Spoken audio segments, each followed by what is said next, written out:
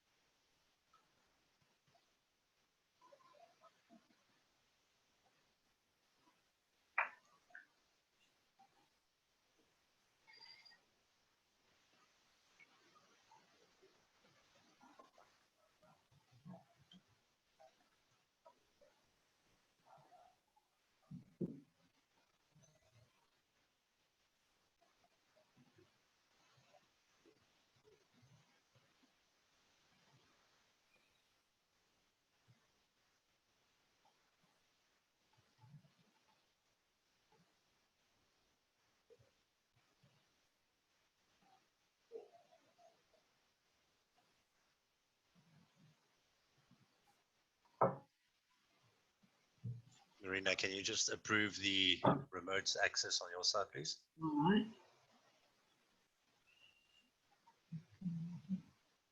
Can't find one. Thank you.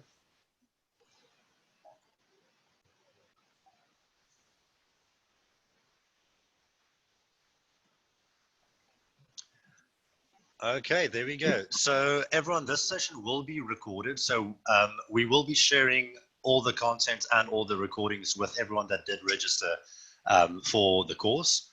We will also be handing out certificates of attendance to everyone. So on our side, with our reporting, we can see everyone that's joined the session and also when they left the session. So you will need to have joined both days and the full sessions to qualify for that.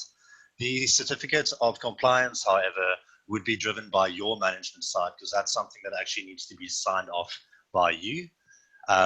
We will also be sharing all the content and all of the important documents that Dr. Clarke would be taking us throughout the session with all of the attendees.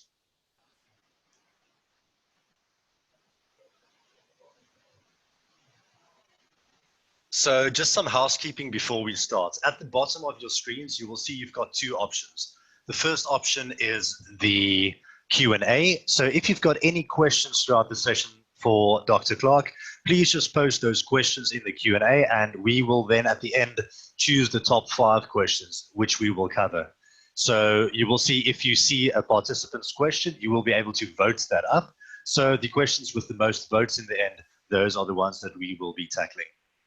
There's also a chat feature. So if you've got any comments that you want to make, maybe that you're experiencing technical difficulties, please pop that in the chat message, then we will also be aware of that.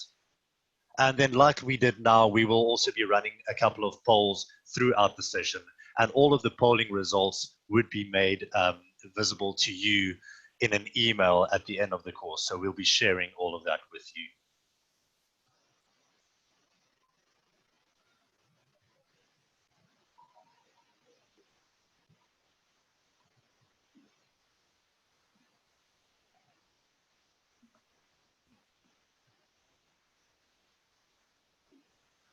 So at the end of the course, you'll be receiving the recorded session link, as I mentioned earlier, all the documentation, the safety guides for business owners and management, and all the results of the polls and the questions that we are going through. I now introduce Dr. Marina Clarke, or just Marina as she preferred to be called. She has about 50 years of experience that covers a broad spectrum of healthcare.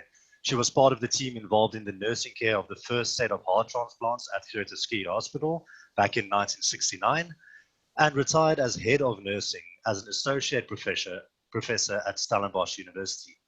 Marina's passion is public and community health, which includes addressing a pandemic such as the COVID-19.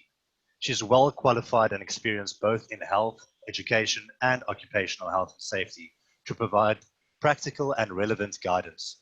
Marina was educated in South Africa, England, Malta, and obtained her PhD from the Karolinska Medical University in Stockholm, Sweden.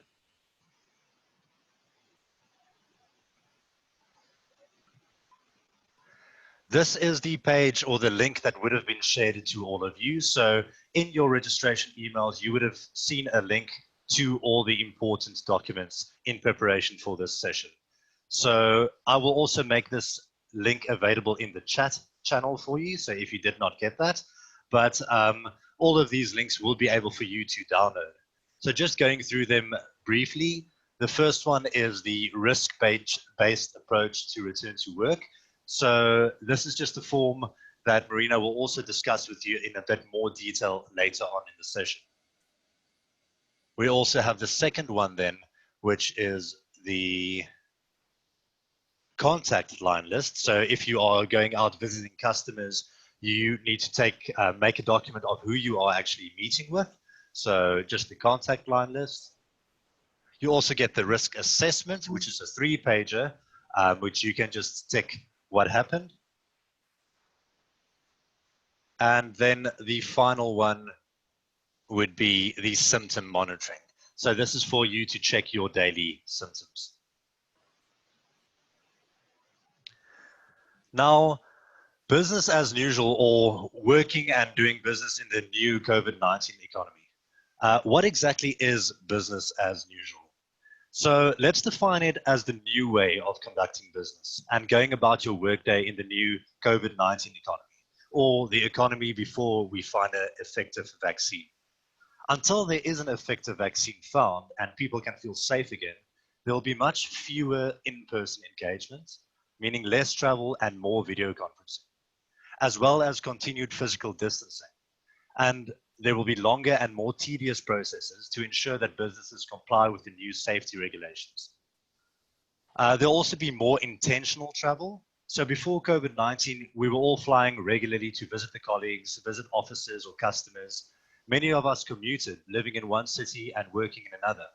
That has, of course, come to an abrupt halt. However, even when we are able to fly regularly again, these flights and these visits will decrease, as we've realized now that we can indeed be present, connect, and manage or sell remotely using video conferencing tools such as Zoom, Microsoft Teams, or Slack.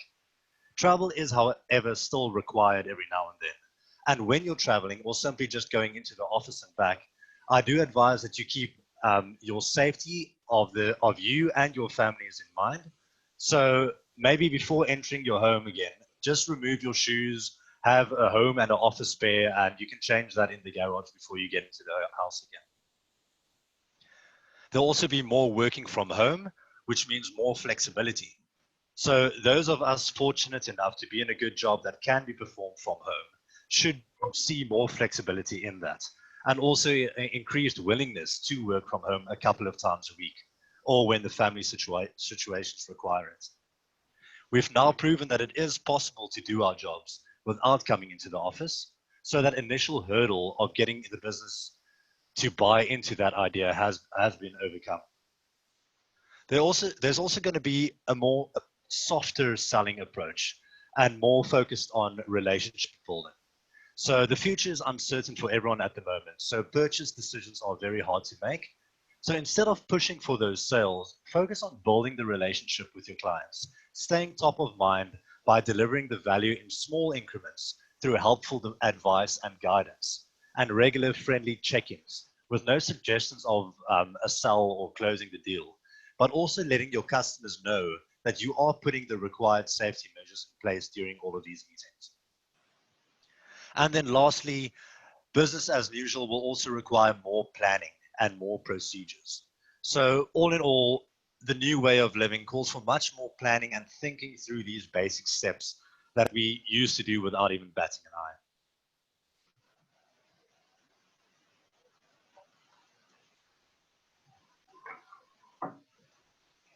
eye. Just one step back there, sorry.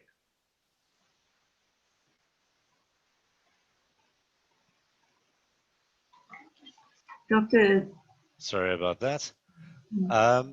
Lastly, face-to-face selling during this time has actually now become a competitive advantage. So as you can see there, the stats that we pulled that shows that 30.2% of in-person selling actually has a higher close rate, and it leads to 130.2% bigger in deal sizes.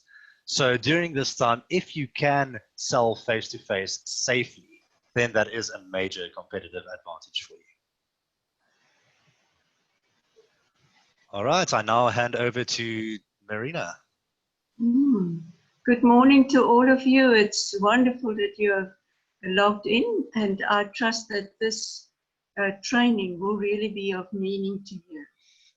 I want to thank Dr. Stephan Joubert. He checked the accuracy of the information of this course, but he also kept it updated.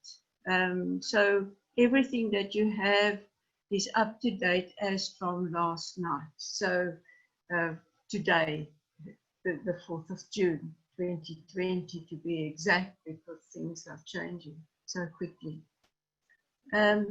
Before we continue, I want to tell you that occasionally we see in the news that a tourist climbs out of a car in a game park only to discover that the animals are not tame, and sometimes with disastrous results. We shake our heads and we say, what did they expect? What should happen? Well, the coronavirus can be dangerous and as dangerous as a wild animal. But in the game park, if you stick to the rules, use common sense and understand the signs of an angry animal, and treat the animals with the necessary respect and circumspection, you will be safe. This virus has only been known to us since the 31st of December of last year. That makes it just about 6 months.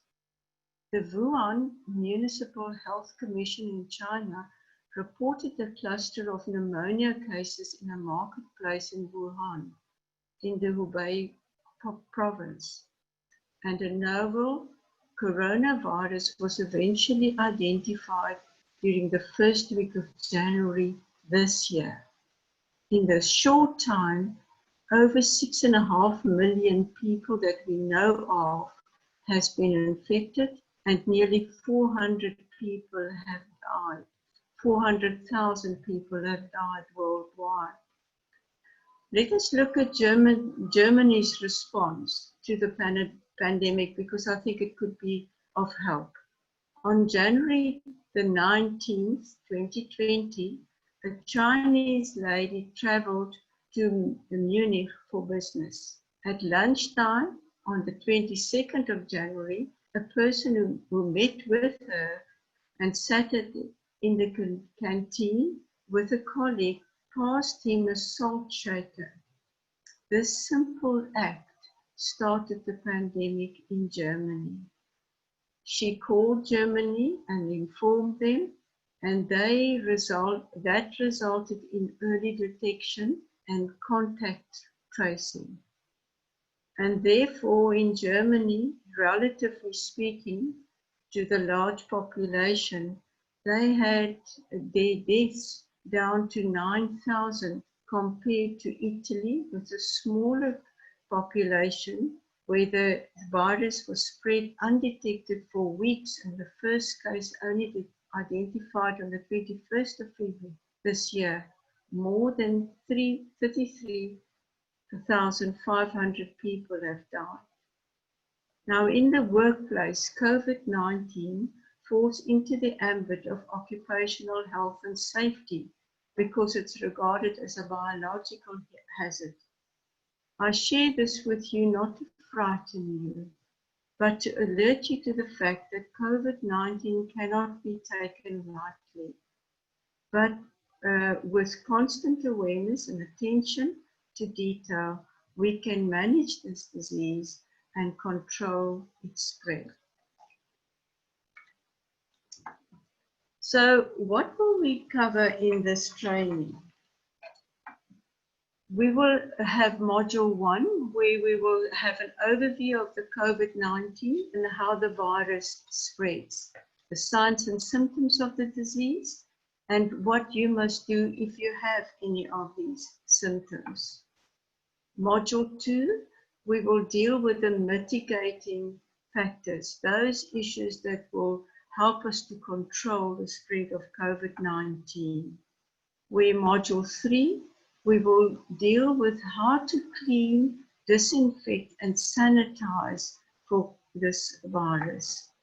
And module 4, which is tomorrow, we will deal with a day in the life of the field sales staff's life. How you need to you will have to adapt, as Stephan said previously, or a little bit earlier, that we will have to have a new usual way of dealing with life and work life. So at the end of this course, you will be able to complete the Department of Health and the Department of Employment and Labour's form called Worker COVID Risk Assessment. And you will be able to do that with insight.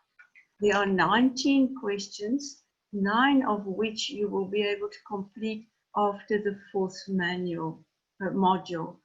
And the others you will have to be able to complete at the workplace, because you will have to go and check and see if there is water and sanitizer for your hands, for argument's sake.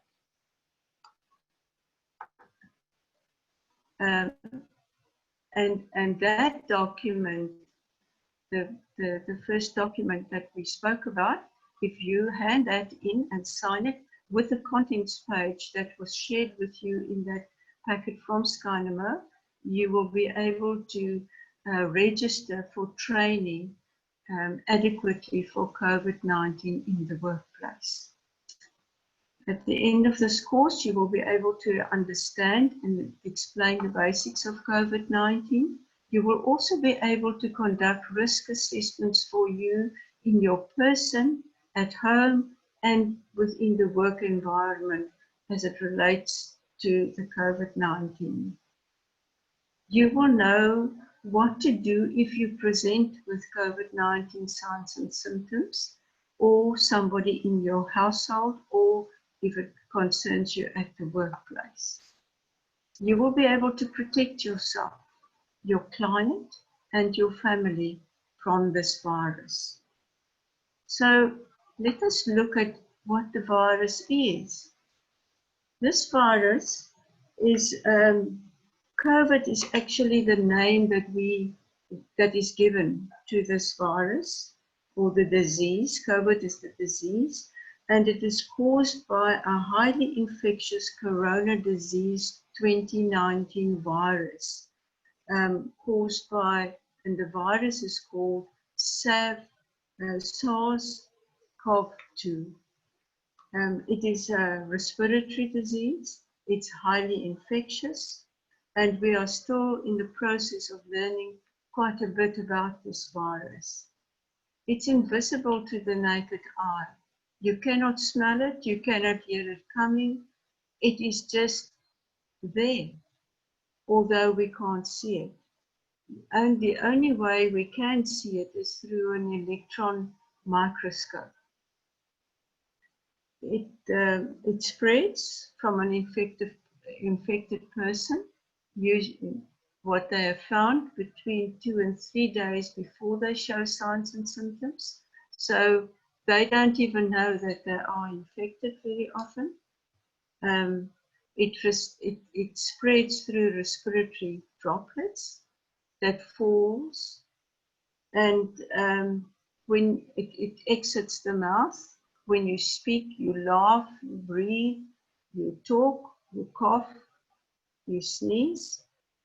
But fortunately, we are down the track with this pandemic, knowing more about this virus than initially was known. So this virus is fortunately heavy, even though it's so small. It lands onto surfaces. And that is why hand washing is so important. And it lands and settles on surfaces within 1.5 to 2 meters from where it was expelled. The virus was also spread through touching contaminated areas, and the virus enters the body through the mucous membranes of the mouth, nose, and eyes. And the person may have contracted that virus without showing signs and symptoms. So that is just a little overview. We will go into depth with all of these issues. I would like to show you a TV show called The Cube. You will see that the presenter, the person that is participating in this, in the cube, gets instructions from the presenter, the way she must walk from one square on the floor. There are 24 squares on a certain route to get to the opposite side of the square. She will see the route very briefly. She'll have to remember it.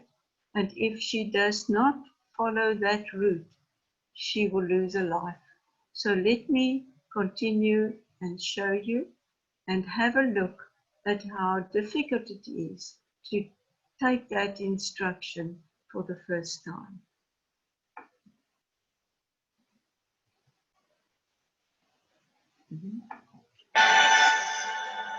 How's your memory? Yeah, it's pretty rubbish. This one worries me, actually. I think because it's for £20,000, I know it's going to be harder. If you get this first time, yeah, well then I'll the regret next having game's for 50,000. Well, ask your dad. I noticed in the last game, we all know you as Jenny Faulkner. I noticed your dad when he was actually giving you advice. Said, Jennifer? See when I'm in trouble. Is it Jennifer? Listen to me, Jennifer. Formally. So, what do you think? I would think what you want to do is you've got to go for it, I think, and maybe you take a shot and then make a decision on the simplifier. I don't know. What do you think I should do? Go for it. No trial run. Just no trial runs. Okay, let's just do it then. Cool. Okay, you are committed. See you next. You will either have £20,000 or £1,000. Into the queue.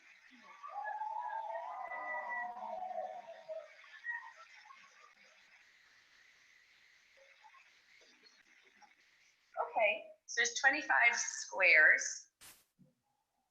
And I just have to remember the path now. Yep. You'll only see it the one time. If you're wrong, you go back to the start.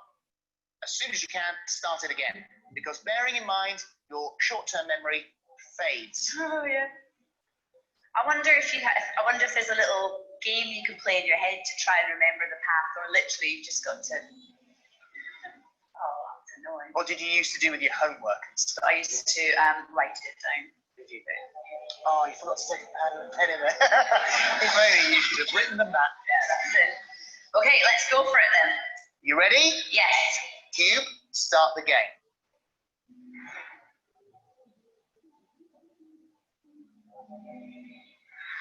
Oh God, where is it?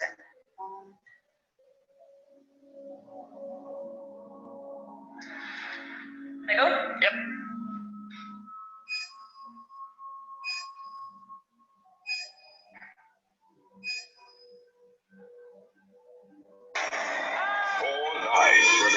Start getting as quick as you can.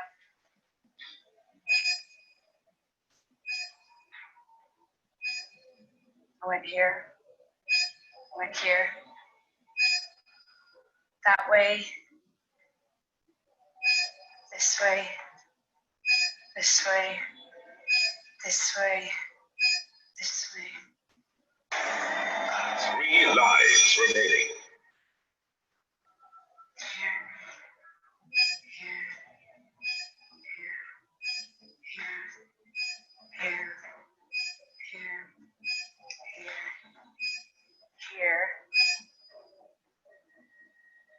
Here, obviously.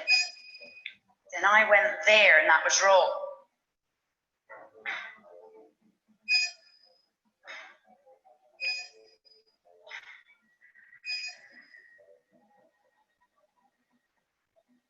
It's all on this square. How many lives? You've got 3 lives.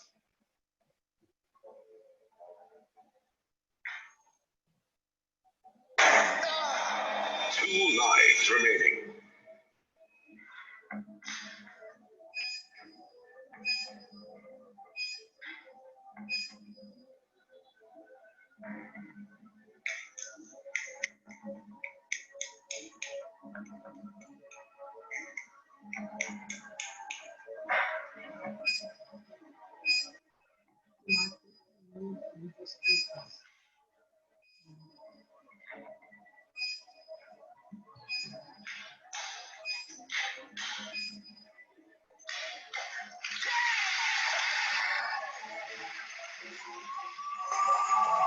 £20,000.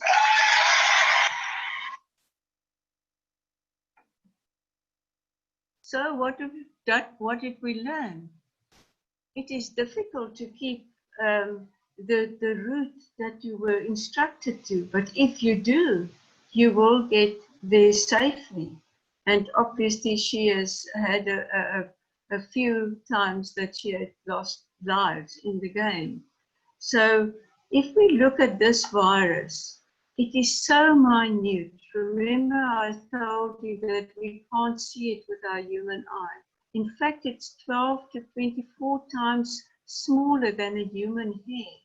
There's no ways that we can see it. 100,000 particles can fit on to the head of a pin, a sewing pin. That is how tiny it is.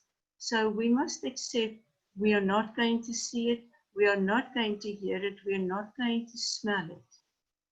We can't pick it up with our senses. So we've got to acquire that ability to know that it is there and follow what you will be told today and tomorrow. The guidance will be there to give you a safe route. And as you can see up on the screen, stay safe. That is the whole aim of what we are about. Now, if you look at that little virus, if we are going to stay close to each other, and remember that many people don't show a sign and a symptom because they have it mildly and there is just no signs and symptoms 2 to 3 days before they develop signs and symptoms very often. One case will affect after 1 week at least 3 people, or 1,093 in 6 weeks' time. It can even be more. But if we do respect the social distancing of 2 meters between people, we have a chance of infecting less people. 2 after 1 week and 127 cases after 6 weeks. However, you will see that if we do the symptom checking, we can even lower that and taking the mitigating structures that is with it. So how far does this travel, this virus, if I cough, if I sneeze, if I talk? It is mostly within the 1 meter away from a person's mouth. Up to 1.5 meters, it can travel. But if you cough loud, if you talk loud, if you sing, if you sneeze, it can go up to 6 meters.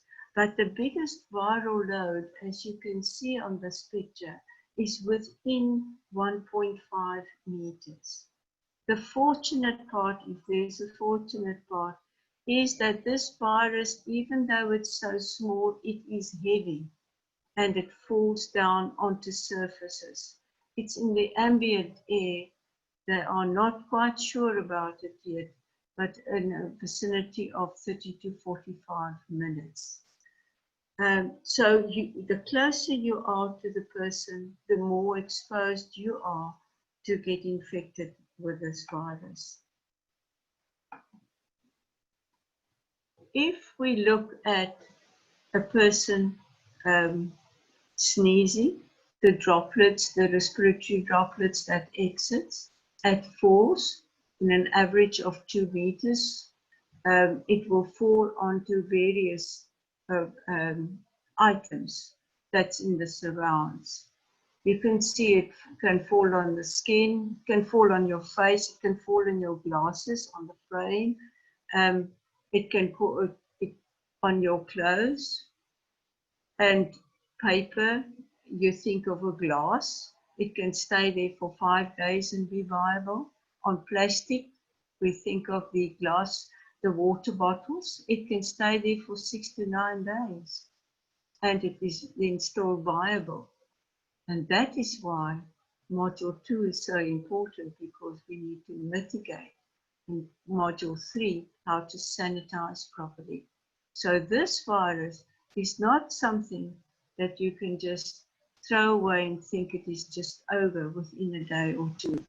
It actually stays on certain items longer than others. On tissue paper, it is shorter, 4 days. Tissue paper is even a little bit less, because it dehydrates the virus, and the virus can't continue to live without water. It will die off and not be viable.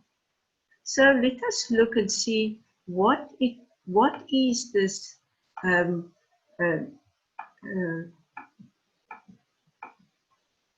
no.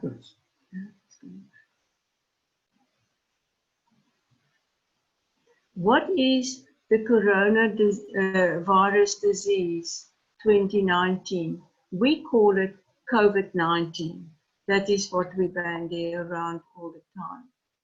We have already heard that it is a highly infectious disease. Most people that are infected don't know that they are infected, or they experience mild to moderate respiratory illness, and will require they will recover without any special treatment. They will just do symptomatic treatment like Panado for their fever, to control their fever, for argument's sake. However, there are people, the older people, 60 and older, and people with chronic diseases that are more likely to develop serious illness. And we will speak about this a little later in this module. It spreads from person to person through respiratory droplets. As I said, we cough. If we don't cover and we don't apply a cough etiquette, sneezing etiquette, we even would those respiratory droplets from an infected person can also be expelled from your mouth or your nose when you sneeze, of course, but even when you breathe and when you talk, laugh, or sing. Also human contact, because the virus is on the skin and it transfers onto your hands. And the same with contaminated surfaces. It is a biological hazard. We've said already that it's invisible, and it's a respiratory disease, and it is a notifiable disease in South Africa. Now, you all know tuberculosis. Tuberculosis is a notifiable disease. That means it's actually a very, very serious disease. And obviously they want to control it. We have no immunity against COVID-19 as it is at the moment, and there's no vaccine. And they don't expect a vaccine before the middle to the end of next year. So in the meantime, we will have to follow the guidelines given to us by the WHO, World Health Organization, the Centers for Disease Control, that they have already found out to work. And many countries have already achieved a lockdown lift that they almost, but it will never be the usual as we knew it before. And the frightening thing is that one person can infect 2 to 3 people in one day. And that only takes 15 minutes of exposure to such an infected person without them not wearing a mask and you not wearing a mask. And if they do not do all the mitigations that we will speak about, they can infect, one person can infect up to 400 people in 1 month. And again, them 400 people. And you can see how it mushrooms, almost like an atom bomb, rather. 18% of the people more or less 80 years of age will die from COVID-19. It takes about 1 to 14 days for symptoms to present. And some individuals will be asymptomatic and not show symptoms. That is what asymptomatic means, but they will be infective and infect other people. A small percentage, like 2 to 11% of people, will require hospital care, and that is when they get critically sick due to COVID-19.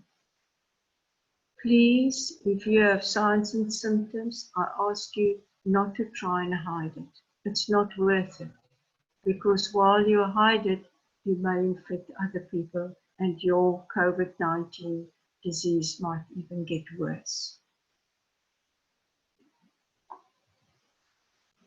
This is how it multiplies. Can you see how quickly it goes? And it's 2 to 3 people, where this one person in 4 days could have infected 61 people.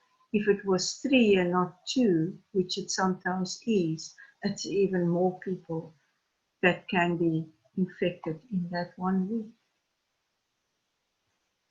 So let us discuss how it is spread.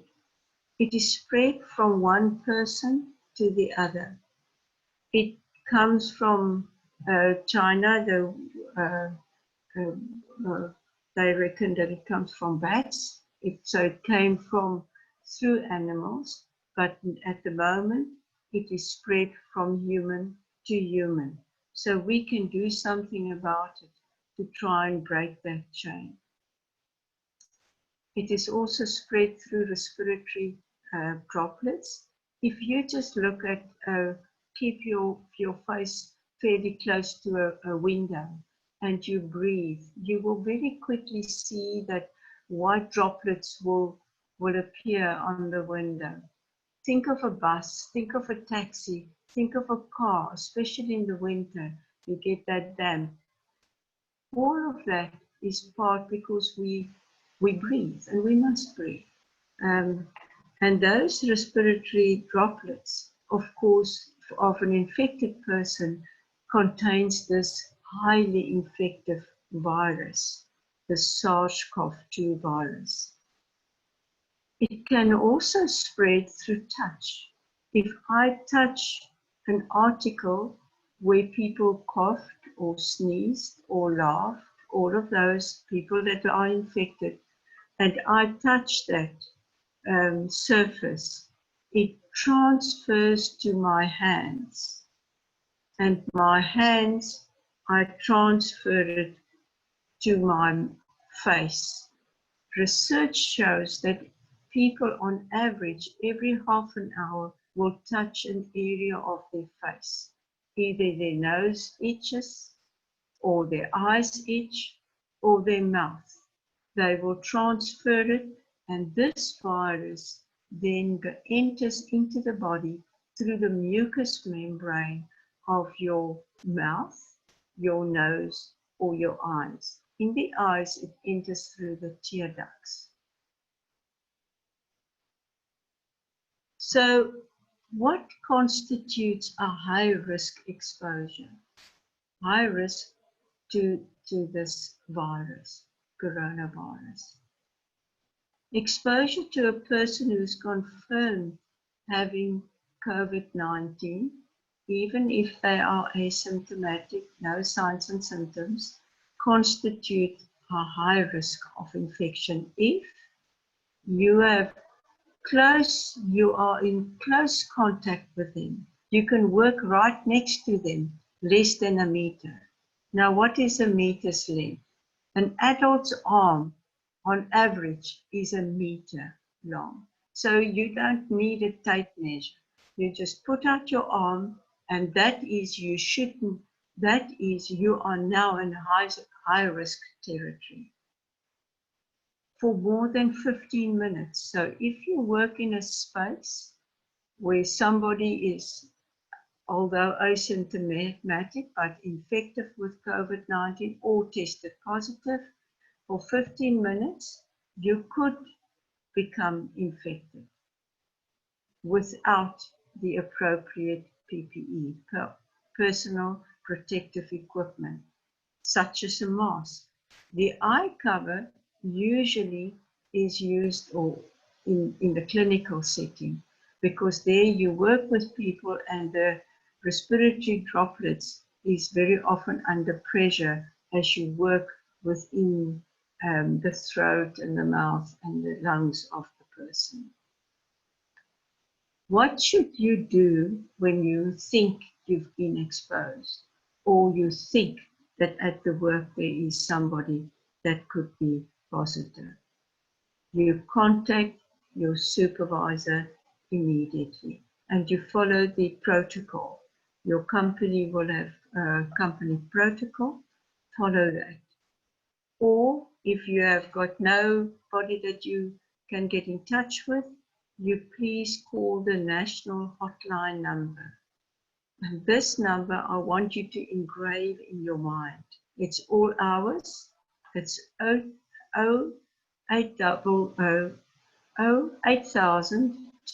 and 4 9s. It's as easy as that to remember it. And you report it and they will guide you what to do. If you are at home, you stay at home. And we will talk about that just now. You will stay at home if you are at home. If you are at work, you will go home. But don't go home if you haven't got your own transport. You still contact your supervisor. There might also be an occupational health nurse practitioner. You contact them, you apply that protocol. Go home. They will get you home, not on public transport, please. They will get you home, and we will talk about quarantining, what quarantine is in a later module.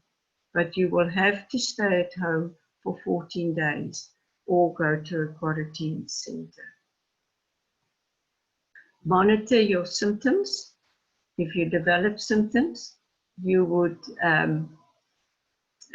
report that. And obviously also put it on your document that we will discuss later. And you will most probably have to go for testing for COVID as the symptoms develop. But you will be guided by your supervisor, your occupational health and safety nurse, or otherwise the national hotline. So what are the symptoms of COVID-19? People talk about it so often. These 4 used to be the major symptoms. A fever of 37.5 degrees Celsius. That is a very low-grade fever, but that is called a fever in COVID-19. You would have a dry cough. You would have shortness of breath. Maybe you can't do the steps like you used to, and you can't run like you used to. You will feel just very short of breath. And you will have a very sore throat. That is also a very key sign of COVID-19.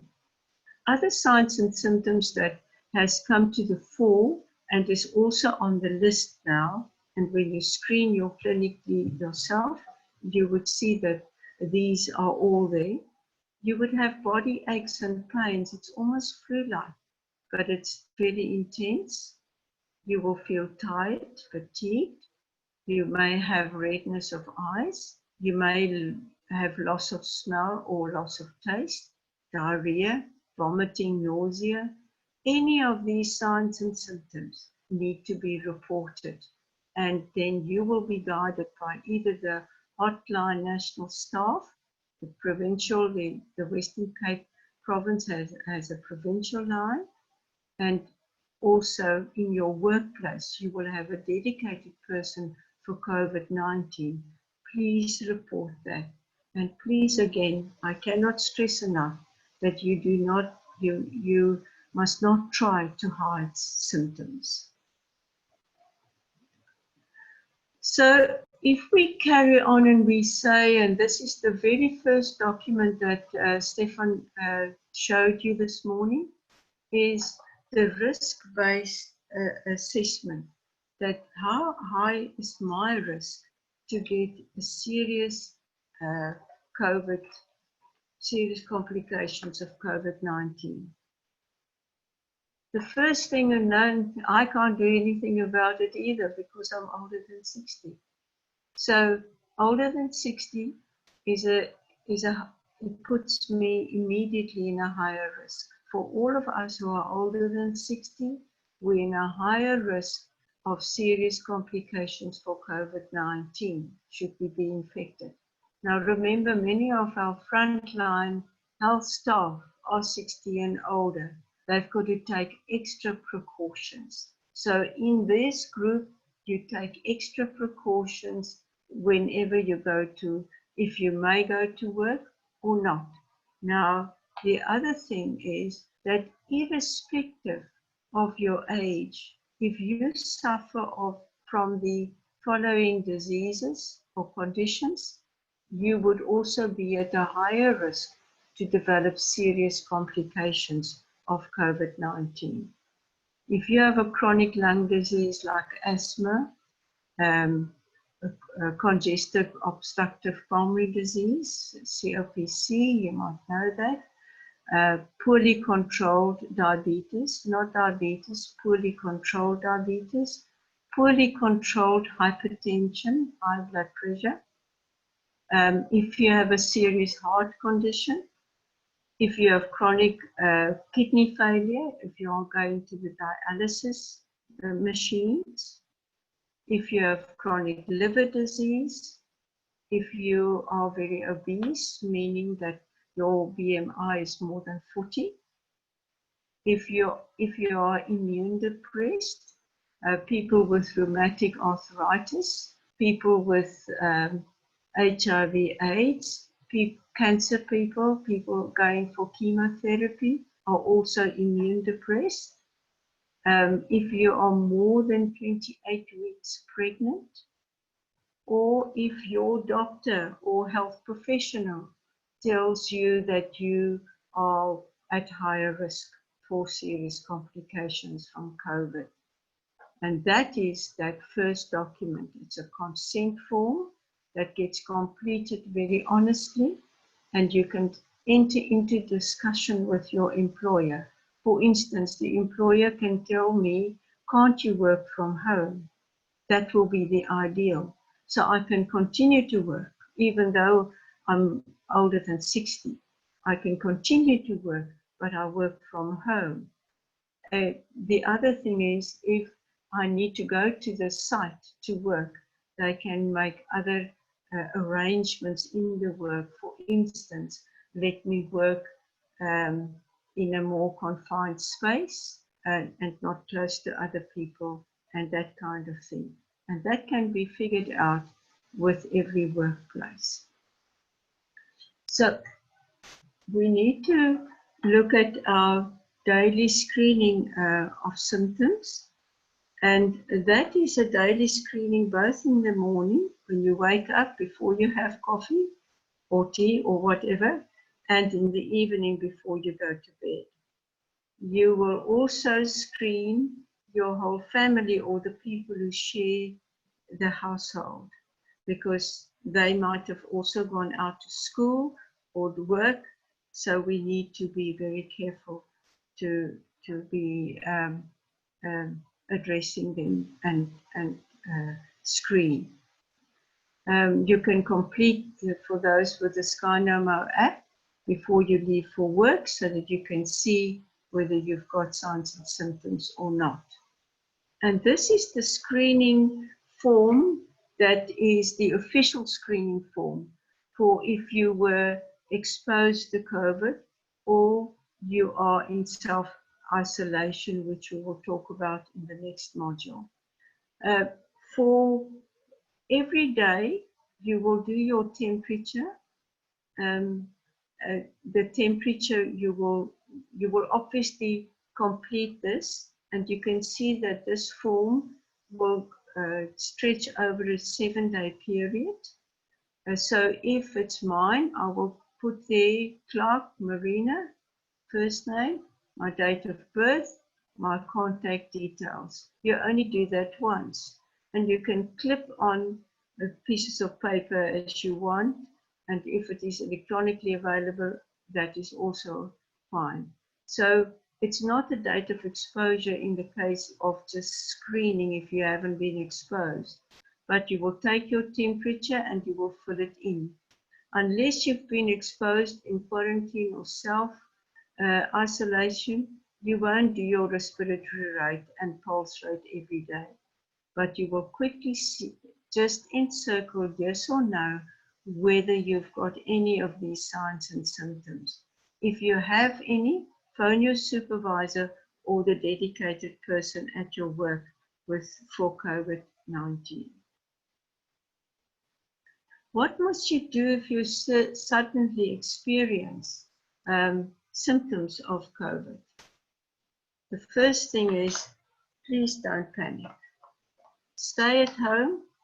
Don't panic, because the virus brings to most people mild disease. You stay at home, you put on your mask, you wash your hands, and you get in touch with your supervisor or your COVID specific person at the work, and you avoid public transport. Because if you go on transport, you might infect other people. So you stay at home and you isolate yourself. What I mean by that is you get yourself into one spot room in the house and start to communicate appropriately. You phone your company OSH COVID person, dedicated person, and your supervisor, and you tell them what has happened. They will guide you whether you can phone the national hotline. You can do that, and they will guide you on testing, and I will deal with testing in the next slide. So, you stay at home, you put on your mask, you wash your hands, and you go into one room and you do the correct communication. So when you go, if they tell you at the hotline or at your workplace, go and get tested, they will give you the instructions of where is your nearest testing site. Please take your ID with you. You put on your mask, you sanitize your hands, and you please get the reference number of the testing site where you are, as well as getting their phone number. They will call you with the results, not the sister. They will call you with the results, and the medical costs of this test will most probably, if it was done, if you contracted that at the workplace, the Compensation Commissioner for Occupational Diseases will cover that medical cost. Just go and see to get tested. But when do I seek medical attention? You seek medical attention if you develop emergency warning signs, which This list is not all included, but inclusive. It's just the main ones. When you have trouble breathing, when you have persistent pain or pressure on your chest, you have a new confusion and an inability to wake up. You feel drowsy, and you have got a bluish color around your lips and your face. Please, this list is not inclusive, but consult your medical provider or for any other symptoms that are severe or are concerning to you. Otherwise, you call the ambulance on 084 124 for medical emergencies, and they will address it for you. I don't know if there's any questions at this stage.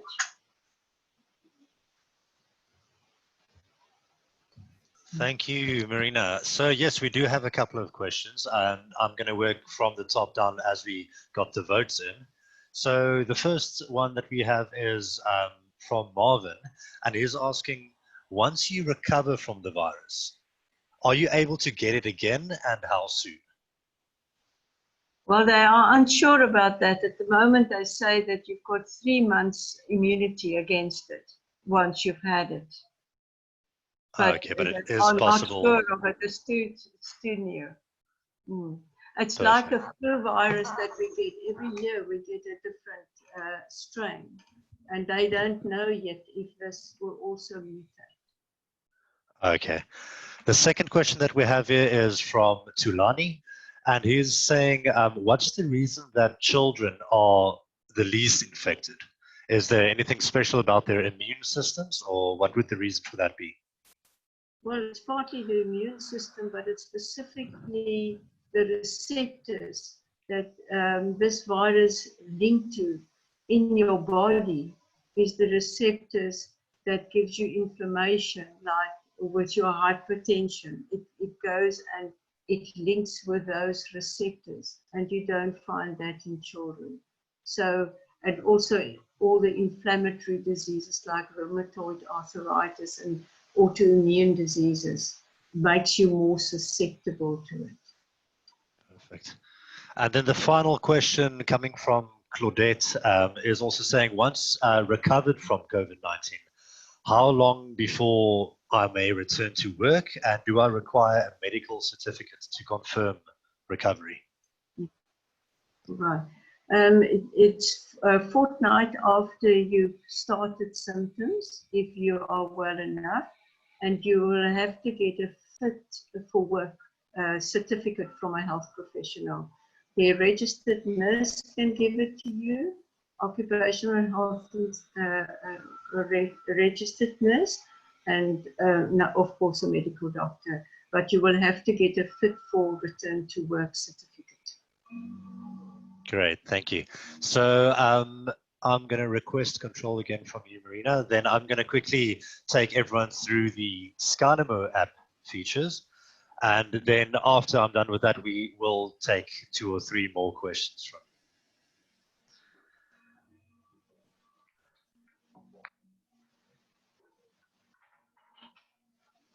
you. Okay, so from Skynamo's side, we added a couple of new features in the recent weeks just to assist with sticking with the regulations and best practices. So you would have noticed, if you are Skynamo users, you would have noticed that there is a start of the day, a clock-in health screening that pops up shortly after you start your day on the mobile application. And then we also added the after visit checklist. So after seeing one of your customers or after having one of your meetings with them, we added a couple of questions to your visit form.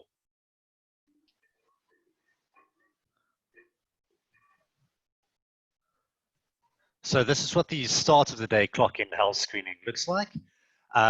Basically, as soon as you clock in and you start your day on the mobile app, a little pop-up block would appear to ask you for your daily clock-in questions. It's a new type of form that we added, and it does not have to be associated with customers. So you would have known that all of the previous forms in Skynamo always has to be linked with a customer. This new type of form does not need to. We pop it up once a day shortly after clocking in so that you can check your symptoms for the morning.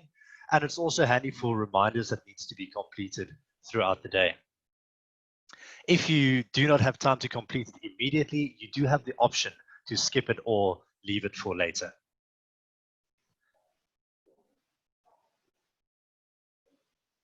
So just to take you through that one quickly, those are the example type of questions that we have on there at the moment in the morning when you start your day. So you'll see there, it asks you what your body temperature is. Do you have a sore throat? Do you have a dry cough? And so on. So just to check your health symptoms. It's added automatically to all of the systems, so all of you would already have this. And it's simple yes or no questions, so it won't take a lot of time at all. It's just to make sure that you have your masks, your hand sanitizers. Then the second type of safety check that we installed is the after visit checklist, where this is just added onto your visit form. So your visit form was already part of Skynamo to guide you through your meetings, through your visit process. And we just added a couple of additional questions to the bottom of that form.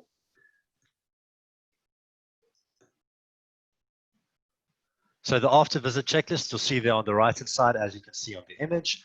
We're just asking you things that might have happened during this meeting.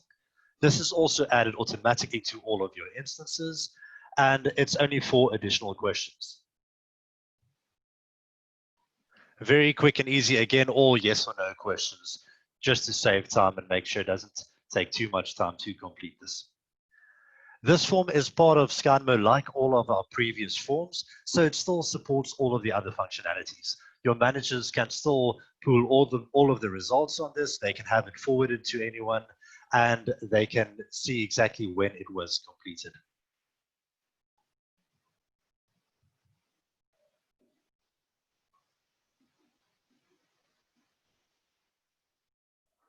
So like with other Skynamo forms, this is also available offline. So if you are in an area with bad signal or you don't have any data connectivity on your device, you can still complete this form. And all the results will sync to the cloud once you come back into a connection area. The questions, like the other forms, are all customizable. So if your management wish to add new questions for you, they can do that. And they can also set up multiple visit forms so that it can easily be scoped for different areas or different users or customers even. Like with the other forms, the results can also be emailed, and all of the data is available for reporting.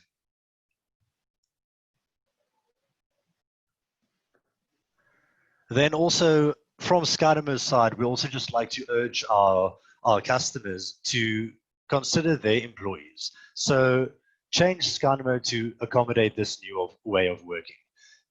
Put in place some policies and habits for good practice to stay safe. Maybe if you've got signatures that are required on forms at the moment, if it is possible for you to go without that, disable the signatures for now, or at least make them optional, just to avoid the handing over of devices and maybe getting that cross-contamination.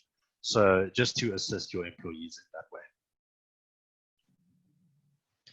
All right, let's have a look at some more questions that came in. This is another one for you, Marina. So Tinas is asking, can the virus be spread by any insects at the moment? So maybe like a mosquito or so? No, no. Okay. Just, no, not by insects, no. Then we've got a question from Johan here. Is saying, if a person tests positive for COVID-19 at the office, what would the procedure be for the rest of the staff that was at the office that day?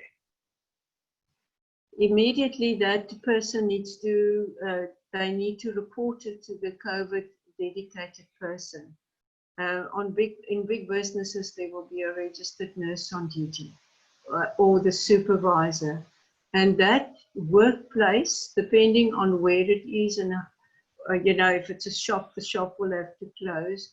if it's a business, they might be advised even beforehand to give zones to the business, and that zone where that person has worked with all the contacts will then be guided by the hotline staff or the supervisor or that COVID specific person to arrange for quarantine or isolation and or testing. They've got an algorithm that they follow, and they will deal with it. They must just report it immediately. Okay, thank you. Then the final question before we have a quick coffee break. This one is from Hanli, and she's asking, if you are one of the carriers that don't show any symptoms, how would you know if you have the virus? The thing is, you won't know. Yeah, but that is why we must actually, you know, Dr. Stephan Joubert always says, assume that you are positive. We must all assume as if we are positive and deal with every day like that. That is why we wear a mask and we wash our hands and we apply all the mitigating strategies that I will share with them in the next module, next 3 modules. Perfect. Thank you so much, Marina. So it is now 10:05. So let's all take a 10-minute coffee break. Let's stretch the legs, and then we will continue at 15:15 again. Thank you. Okay, thank you. Okay, welcome back. So we are now going to deal with module 2 on applying the new COVID-19 health and safety regulations for field staff.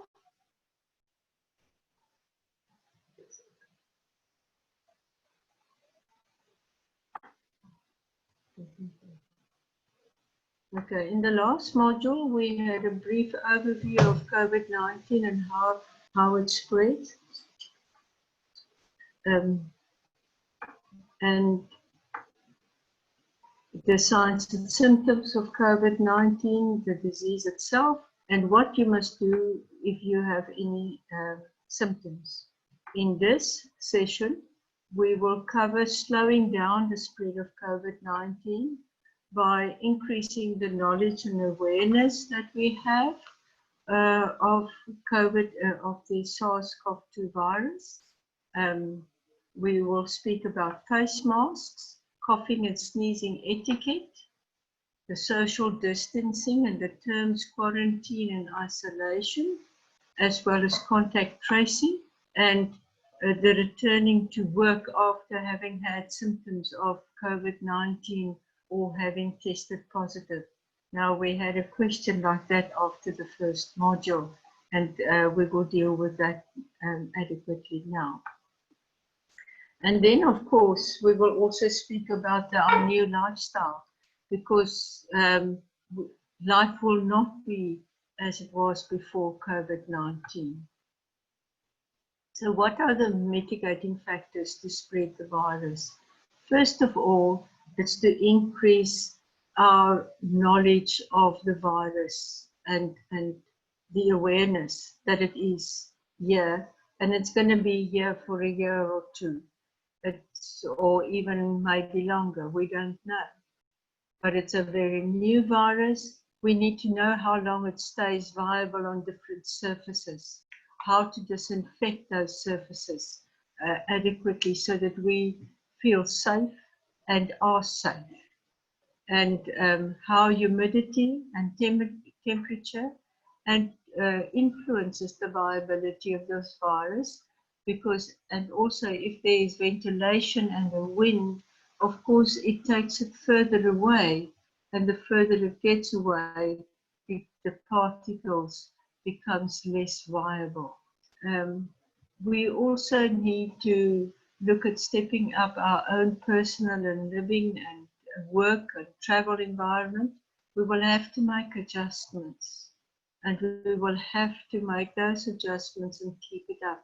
Remember in the cube, that lady was given a route to follow. And if she followed the route from the beginning, she would not have lost one of her lives. But she did, because she forgot. And so with this, I would like to encourage you to inquire this new way of doing things and apply it religiously and constantly, and being alert that the virus may be somewhere. And try make all attempts to keep your home safe and virus free, and your vehicle and where you move, to try and contain the spread.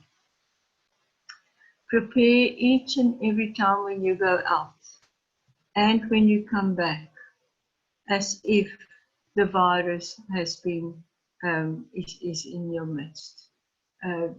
Only leave home when you really have to. Stay at home stay at home and stay safe if you can. And only go out to the shop when you really have to. Take a list with you, know the shop more or less, go in and out as soon as you can, because there is also a link with the length of exposure and the possibility of infection. Try not to use public transport. A bicycle will be better than to use public transport, but some of us only have public transport to use, and I will address that very particularly as well. Try not to touch surfaces. It's amazing how people get into shops, and wherever they go and they lean on a counter or they lean on a banister or they touch things. Try not to touch, because you will have to try and get into the mindset that every surface is potentially contaminated. So, very new virus, we are learning about that, and the new way of life that I've tried to address is a continuous awareness of both your risk to contract this virus at home and at work. Therefore, at home, you stay with the people that are sharing the household with you. You do not go and visit people at the moment and socialize. It will come again. You must just hang in there. And this calls for an ongoing protection from the coronavirus by correct hand washing. And hand washing will also include hand sanitization, social distancing, and 2 meters is the distance between people that need to be. Your daily screening, it's a new way of life. It will take you in the morning, depending on the size of your household, maybe, and getting ready to get in your vehicle to go to work. It might add 30 to 40 minutes, because remember, you also have to pack your own lunch and your drink, because glasses and cups could also have the virus on it. Wear your face mask, a clean, dry face mask, and we will talk about the face mask soon. And then disinfecting. There's a specific way of disinfecting surfaces where the virus is destroyed. And then, of course, ventilation. Unfortunately, we're going into winter and it's cold, and we try and shut the windows and put heaters and air cons on. I want to ask you to limit that, and specifically air cons where the filters needs very particular management to have that working, especially in an office space where people come and go. And then, of course, ventilation. Do encourage cross ventilation, just with windows on the opposite side of the house slightly open. You'll have to increase hygiene. I'm sure you all have a very good level of hygiene, but now we will have to focus on an increased level of hygiene, always thinking, where didn't I disinfect? Think of a light switch, think of a tap, think of the kettle, wherever you go, especially if you bring in something from outside. The do not touch is a very important factor that you need to adhere to. Try not to touch. Don't touch your face, because remember, if you have a virus that transferred onto your hand and you touch your face, you can infect yourself like that with the respiratory droplets entering your mouth, nose, or eyes. And stay at home where at all possible. And try and take notice, take notice of the lifespan of the virus. Something that is dry like cardboard and paper, it's 24 hours. It can be up to 3 hours. But try and adhere to and know that, so that you know when it should be virus-free and how to disinfect. So if we look at the lifespan on different surfaces, think of your water bottle. You take a bottle of water to work. If somebody touches it, who are infected, it could be for 72 hours viable on that plastic bottle. Remember the salt cellar in Germany that was passed and started the pandemic.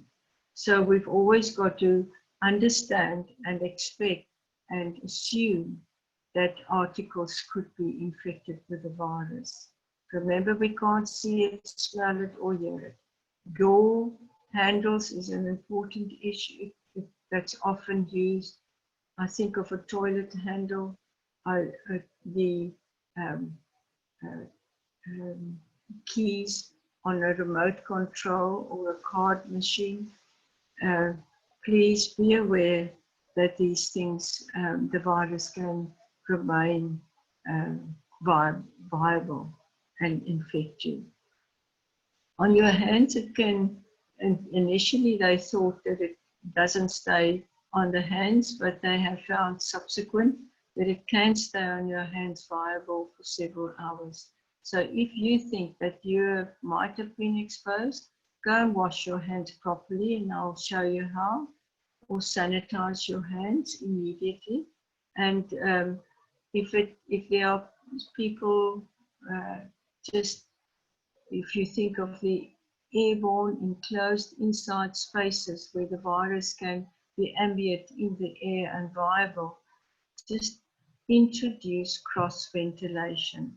We will just have to wear more thicker clothes because the virus loves the hot, damp air in a norm. So it may be viable for longer. So let us go to a still point. We all go for shopping now and again.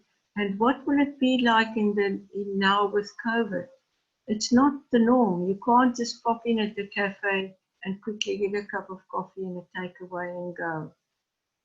You will have to go and think virus the whole time. Remember, it is best that you think that you are infected and everybody else is, and then you deal with it accordingly.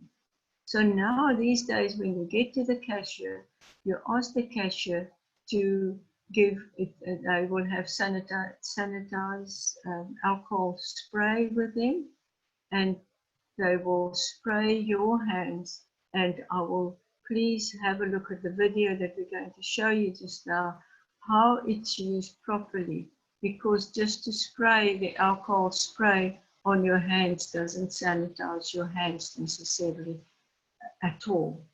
Avoid touching, many of the tools have got these perspex glass guards.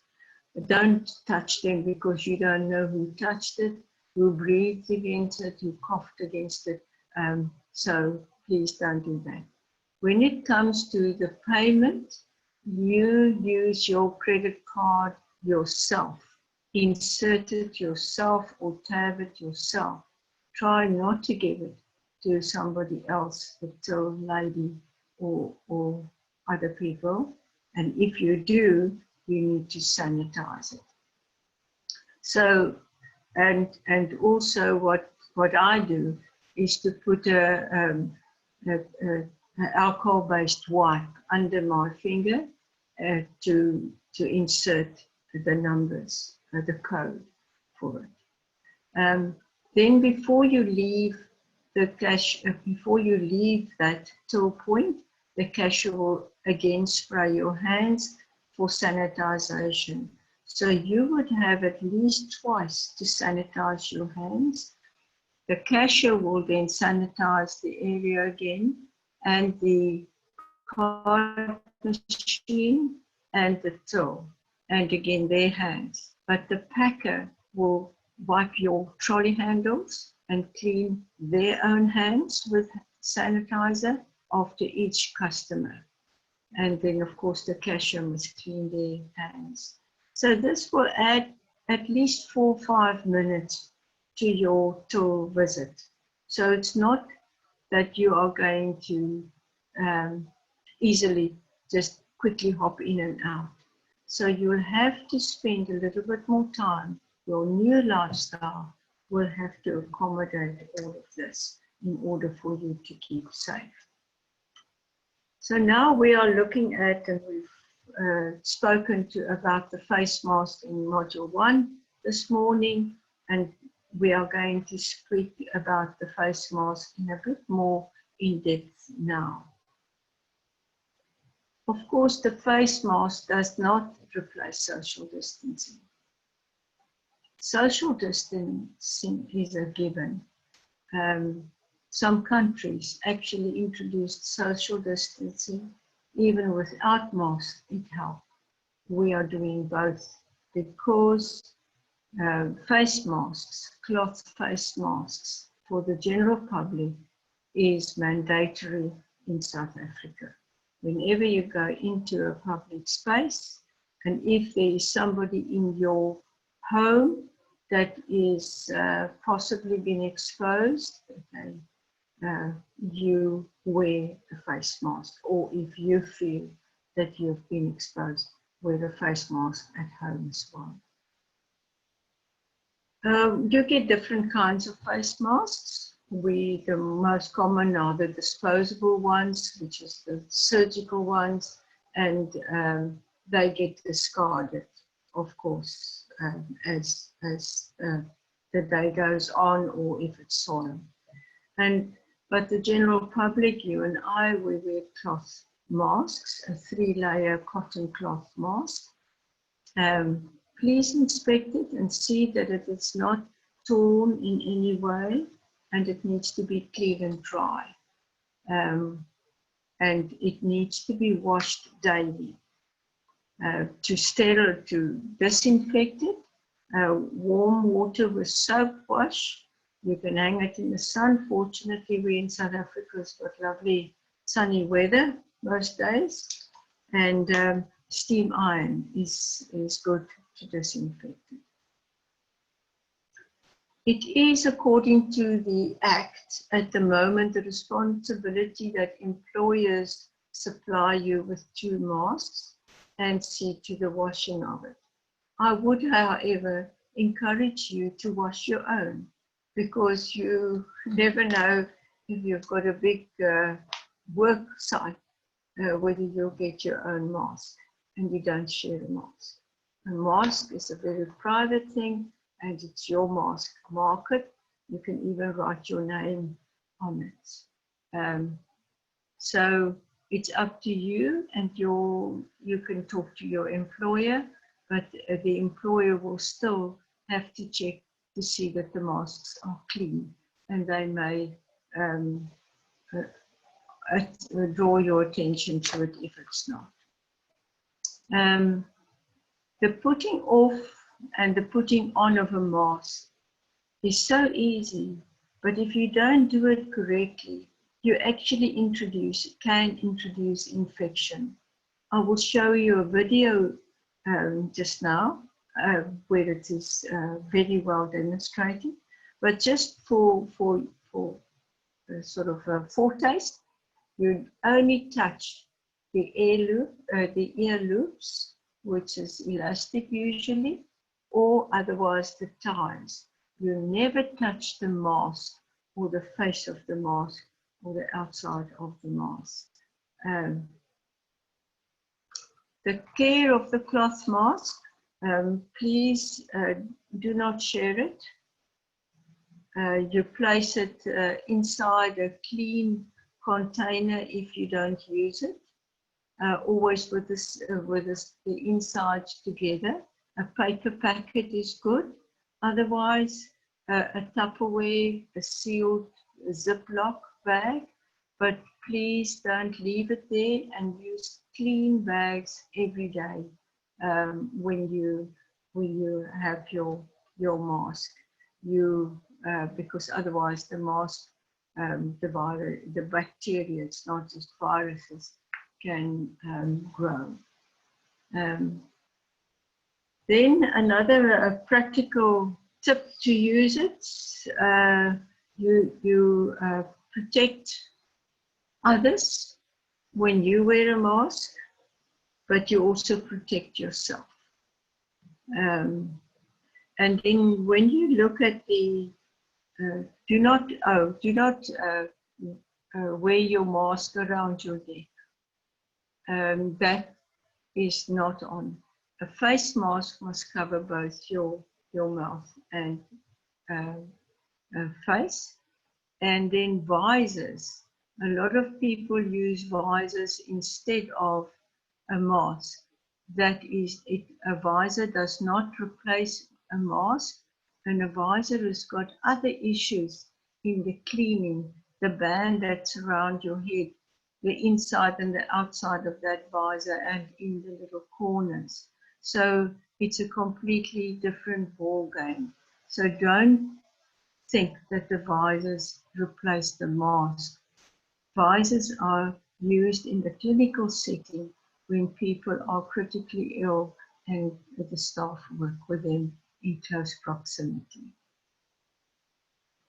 If you look at this picture, you will see that without wearing a mask, and if I'm in home, the contagious people or the infected people can cough and carry on.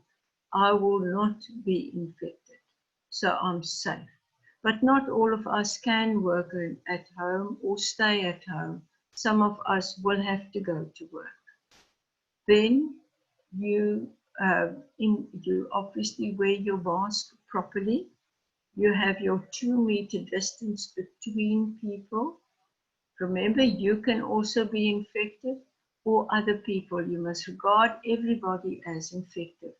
If they wear a mask and you have 2-meter distance in between, you've got a very low chance of being contaminated. Even if you are closer than 2 meters, say a meter, then you have a low chance, but there is a chance of being infected if you both wear a mask, but it's a low chance. Should you be without a mask and a person that is infected, remember they might not show signs and symptoms and they cough and talk and carry on, you have a medium chance of contracting COVID-19. If you, however, are very close to the person and the person who are infected cough and sneezes without a mask, even if you have a mask on, you've got a high chance of contracting COVID-19. And obviously, if neither of you are wearing a mask, you have a very high chance of contracting COVID-19. So here you can see that the mask really can protect you. to put on a mask, you need to make very sure that it is hooked around your the elastics around your ears, or the ties tied around your head.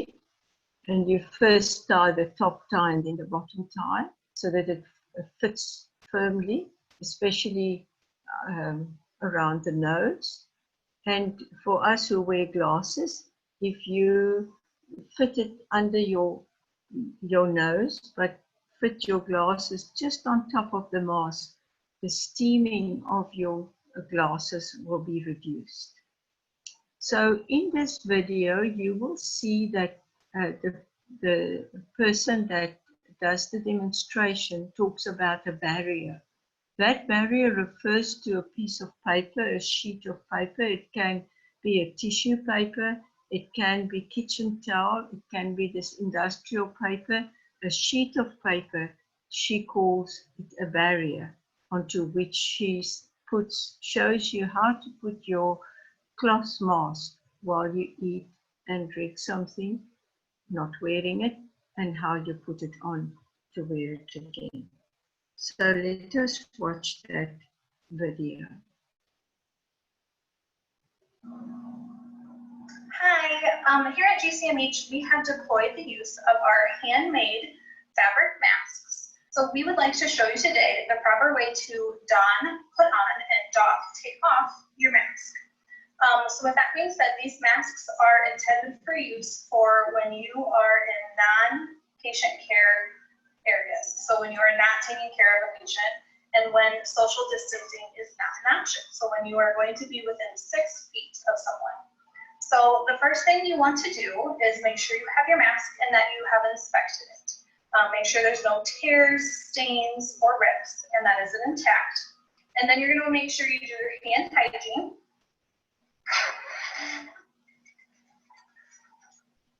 Make sure it's fronted and dry.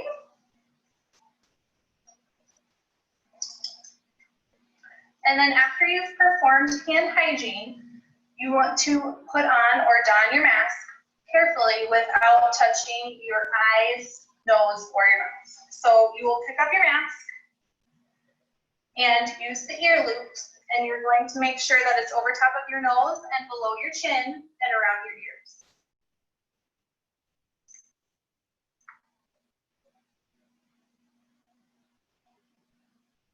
To take it off, you would do hand hygiene and then take it off or doff your mask. But while it's on, you want to make sure that it is covering your nose and your mouth.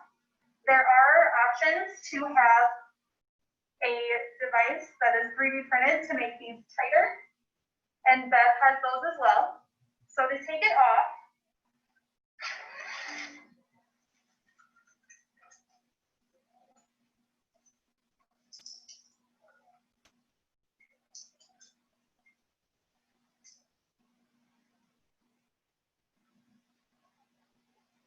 and you would doff or take off your mask.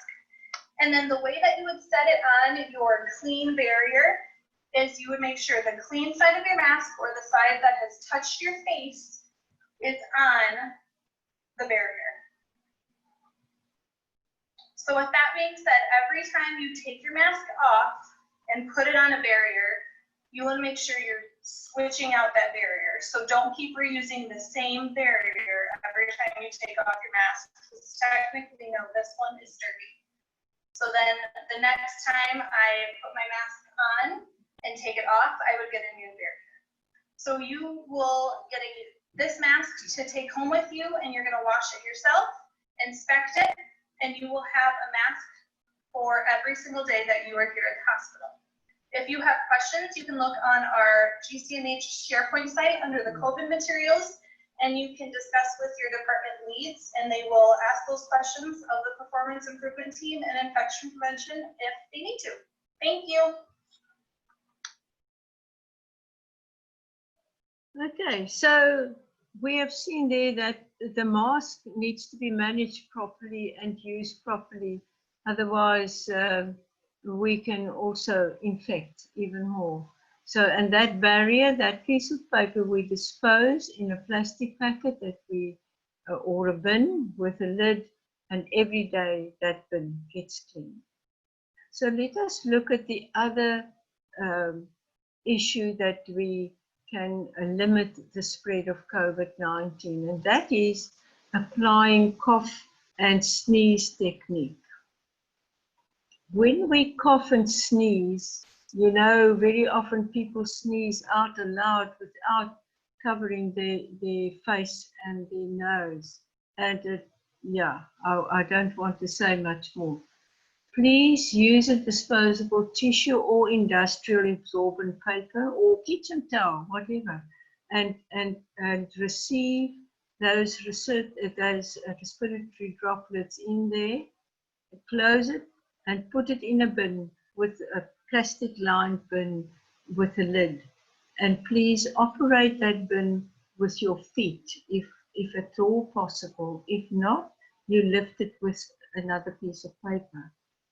Obviously, you need to sanitize and wash your hands afterwards.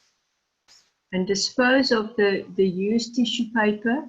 Every day you collect it and you put it into your municipal refuge bin, and it will become disinfected very soon, so that you can dispose of it in the ordinary refuge, municipal refuge bin, as we do.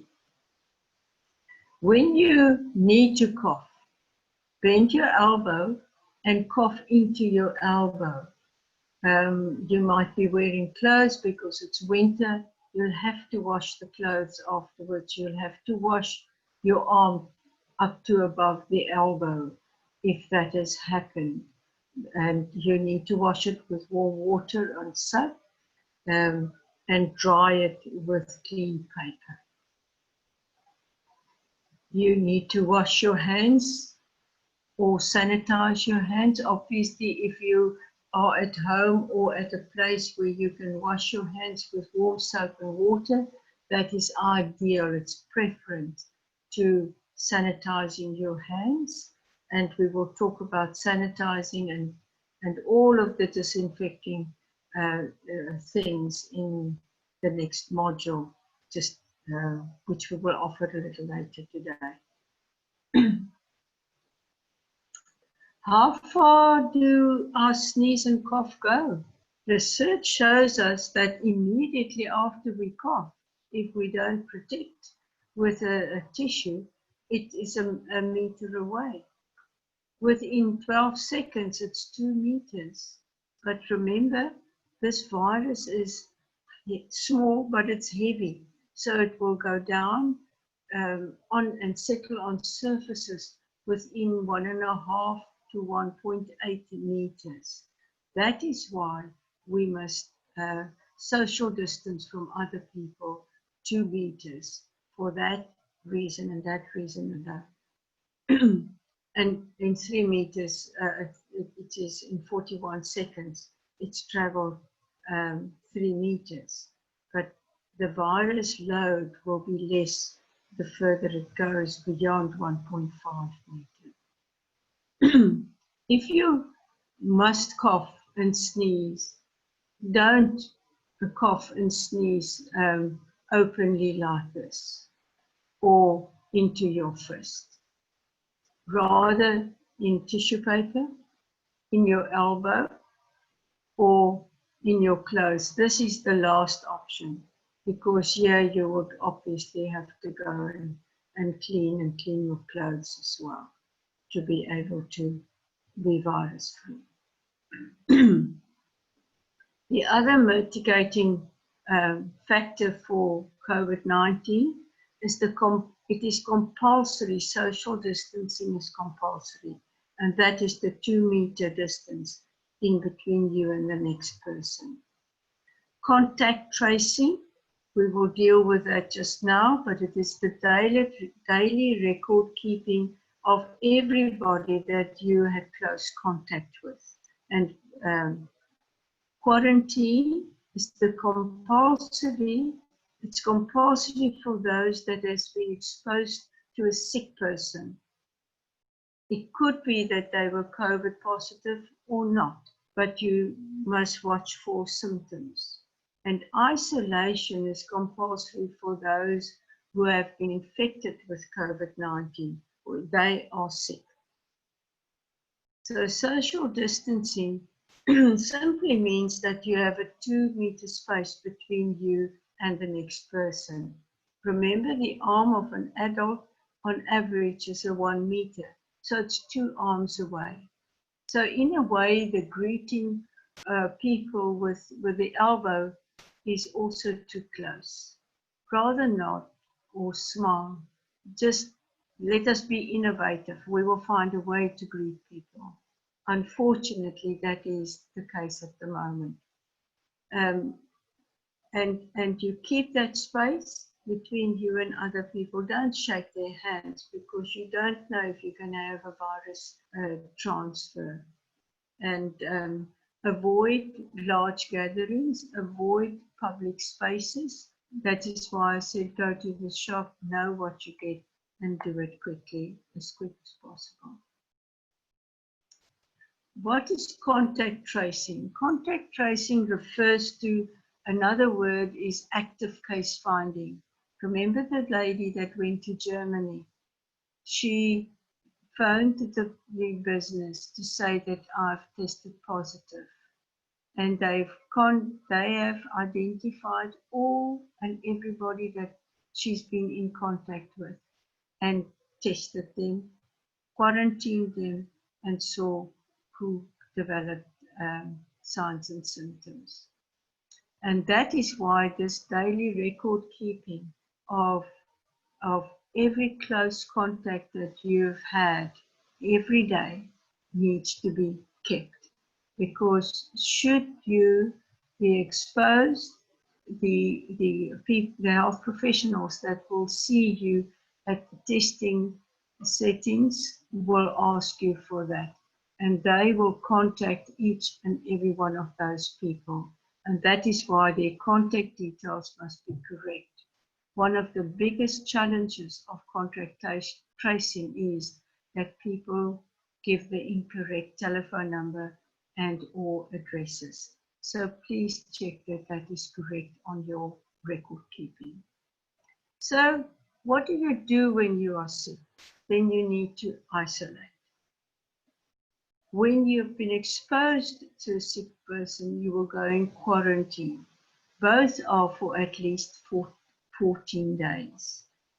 So you wear a mask that covers your nose and mouth during isolation and quarantine because you do not want to expel those respiratory droplets that's infected. You clean your hands more often. And I want to encourage you to clean up to the wrists because very often we also touch there.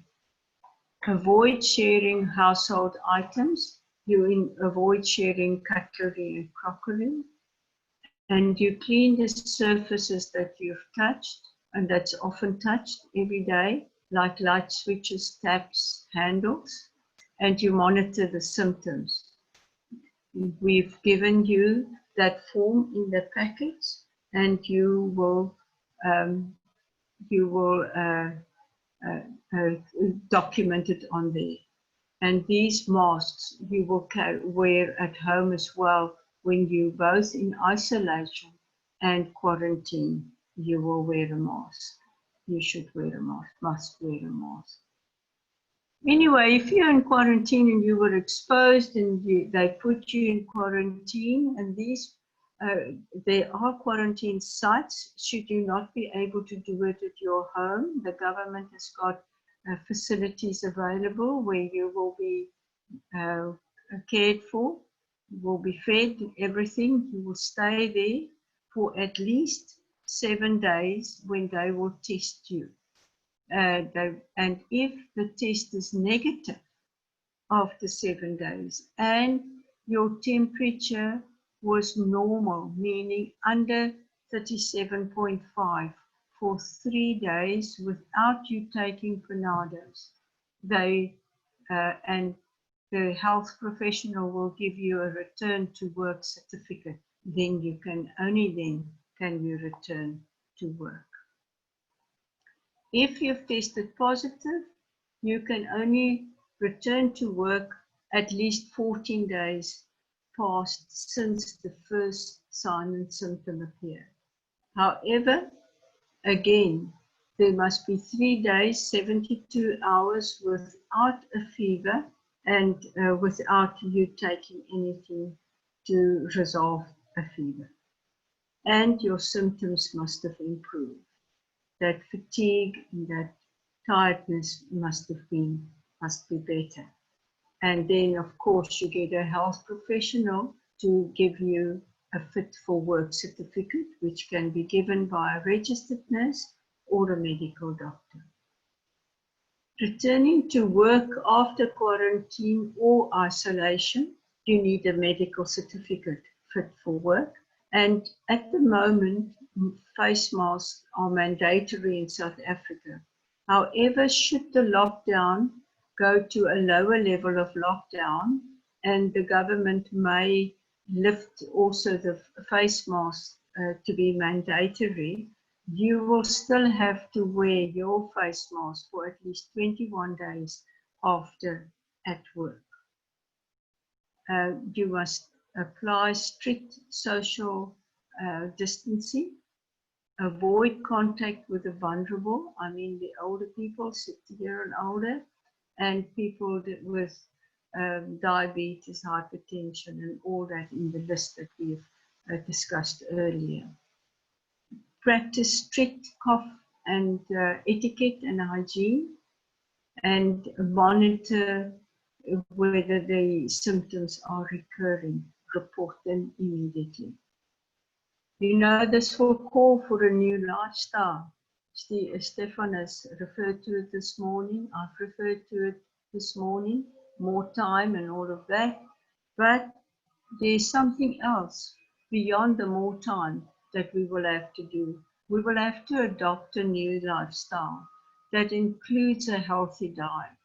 Cut that salt and those sugars and those easy, simple carbohydrates that they call the white bread, the white sugar, that kind of thing.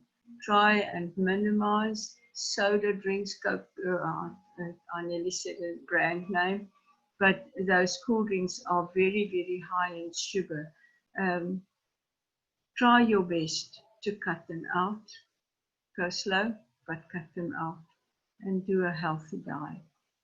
To get involved in exercise. We have seen as the lockdown lifted, there were people who went exercising who never really went walking. So maybe it's going to become a common practice. And exercise, you only need 30 minutes walking 5 days a week. So you can have 2 days off and you will do enough exercise. Oh, it's a good start. Manage your stress, ever which way you manage stress, through prayer and meditation, or whatever way you do it. Ask your health professional, the pharmacist or the registered nurse or doctor, for extra supplementation like a multivitamin. A good multivitamin will help you to build your immune system. Please ensure that you get enough quality sleep. And sleep is very healthy, but not too much. And try and have some fun. Enjoy life. But we won't be able to socialize in big groups. Be very careful who you also invite across to your home. And remember, you need to apply this new lifestyle and social distancing 24/7, 365 every day, whether you have later on as lockdown lifts to level 1, you have people across to your home. Please apply these rules. And then, of course, we need to apply strict personal and domestic hygiene at a high level.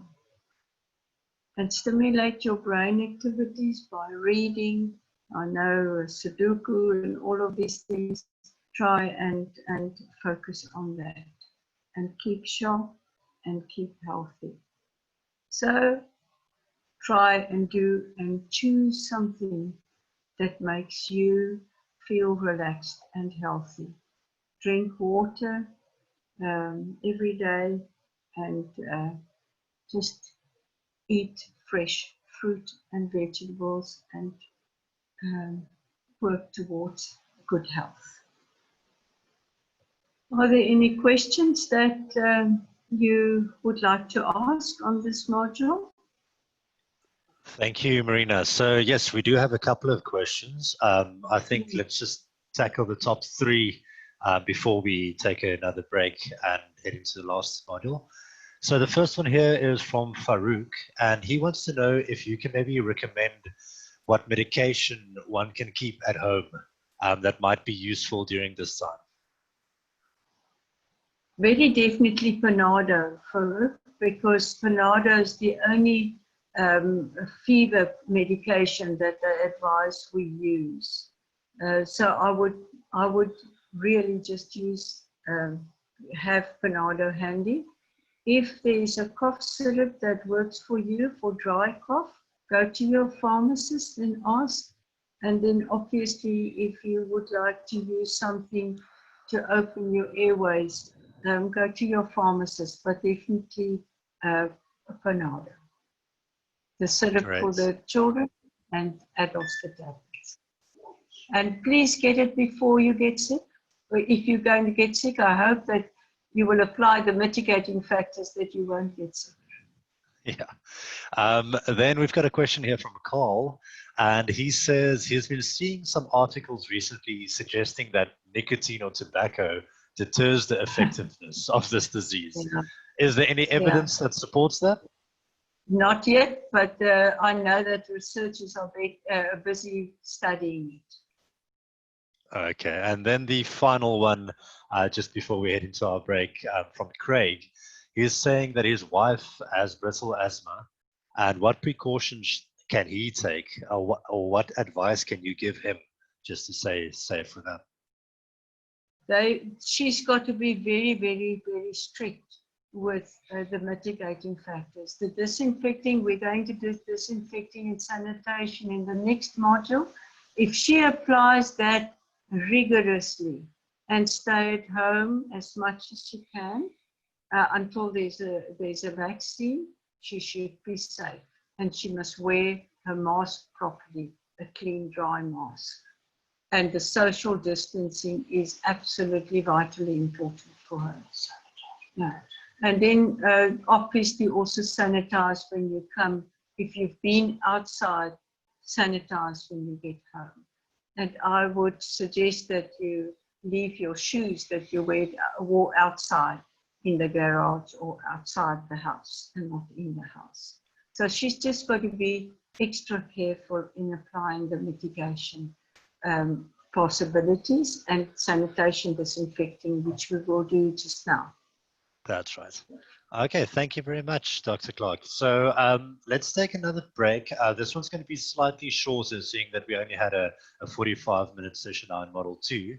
So I think if we can all be back at 10 past 11, so it's about a 7-minute break, then we can jump into the final module for the day. Thank you. Thank you. Let us deal with module 3. And I just wanted to say to Carl, perhaps you want to do the shopping and everything for your wife and encourage her to stay more at home. And that goes for everybody who's got a similar situation. So let us then continue with module 3. In the last module, we had mitigating factors, the slowing down of the spread of COVID-19. We dealt with increased knowledge and awareness, and this increased knowledge will help us to be more aware. But one has got to cultivate this awareness and continually apply it. We spoke about face masks and the importance of it and how it has shown to limit the spread of this virus. The coughing and sneezing etiquette we spoke about. We spoke about the importance of social distancing, quarantine, isolation, and contact tracing to limit the spread. And we also spoke about returning to work after having symptoms of COVID-19.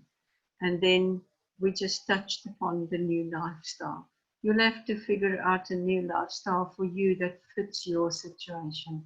Be innovative and share it with us. Okay, in this session, we will cover hand hygiene.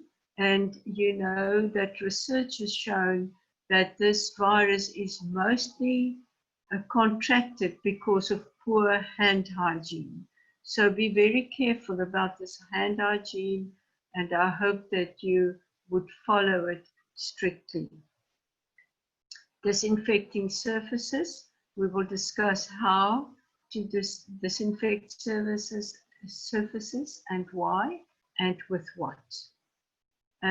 Also disinfecting your vehicle, because remember you might go from office to the home or from customer to customer, and your vehicle needs to remain virus free. And then there is no other way, but we must use public transport. What do I need to do? What rule must I follow? And then how do I get rid of the waste correctly? If we look at hygiene, it is the most important thing. The CDC, the Centers for Disease Control, say it's the most important thing you can do every day is to wash your hands often for 20 seconds at a time and correctly. The correct protocol of washing hands include using just ordinary soap or water. You don't have to go and buy a specific kind of soap. Soap and water to wash your hands. Frequent washing for 20 seconds at a time. And use paper towel to dry your hands. If you are at home and you have a clean, dry towel, dry it, but you need to dry your hands properly after washing it, and not just pat it onto your clothes to dry. And dispose of the paper towel into a bin with a lid, preferably that you can operate with a foot pedal, and you put it into a double layer of plastic packet and you tie it and put it in the municipal refuge bin. The correct method of doing that is essential. Hand washing and the disposing of the tissue paper or paper toweling, kitchen toweling that you have used.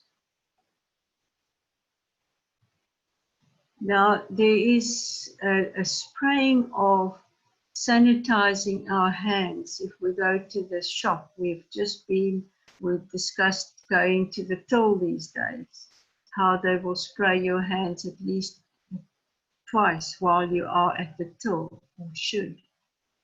But that helps nothing if you don't do it properly. And the strength of the alcohol is not correct. So the least is 60%, but the ideal is 70% alcohol based. Please note, not a higher level of alcohol, because the higher concentration, more than 75%, in fact preserves the virus rather than destroy the virus. And at the end of the day, we want it destroyed. If your hands are dirty, first wash it and then sanitize it.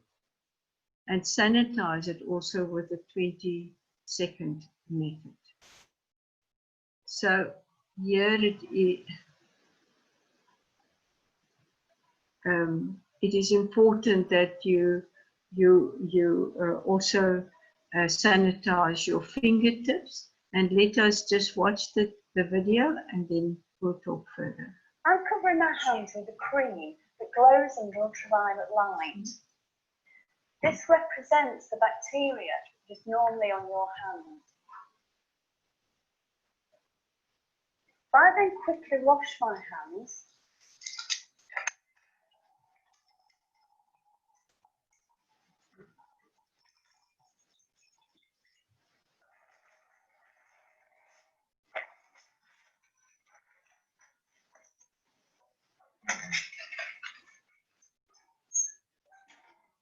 and replace them back under the ultraviolet light, you can see where the cream remains in the creases of the skin and around the fingernails. By pressing fingertips on the agar plate, some of the bacteria on the hand are transferred onto the jelly. The agar plate is incubated overnight, and this is the result the next morning. Each little white dot is the result of one bacterial cell from the hand multiplying millions of times overnight. Your clothing, jewellery and watches carry bacteria, so they mustn't come into contact with patients. Before you clean your hands, roll up your sleeves, tuck in your tie if you have one, take off your wristwatch and any rings with stones or ridges on them. Only smooth wedding rings like this one are acceptable, but you still need to clean under and around them. To squirt some alcohol hand rub into the palm of one hand, rub the fingertips and the fingernails into it, spread it into the palm of the other hand, and do the same with the fingertips and the fingernails.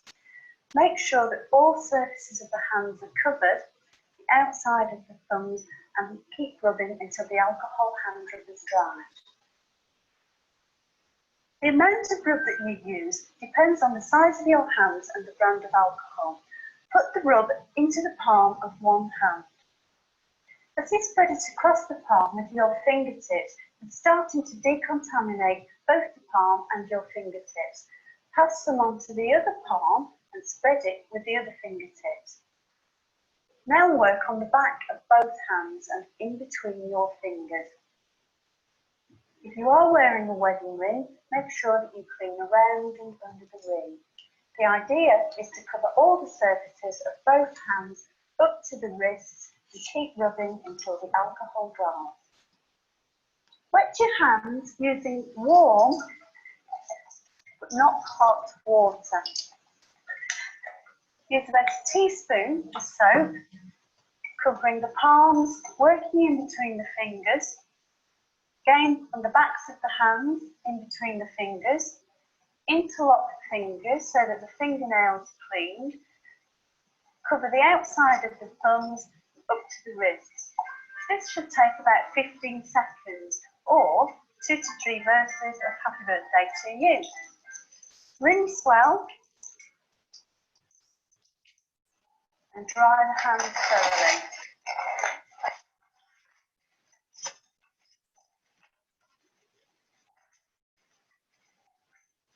Turn off the taps either using a paper towel or your elbow.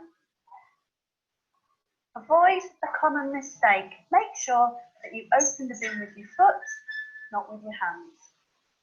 It's important to wet your hands with comfortably warm water before you put the soap on. This stops the soap drying out your hands. It's about 1 teaspoon's worth of soap. Rub the palms together to make sure they're completely covered with soap up to the wrists.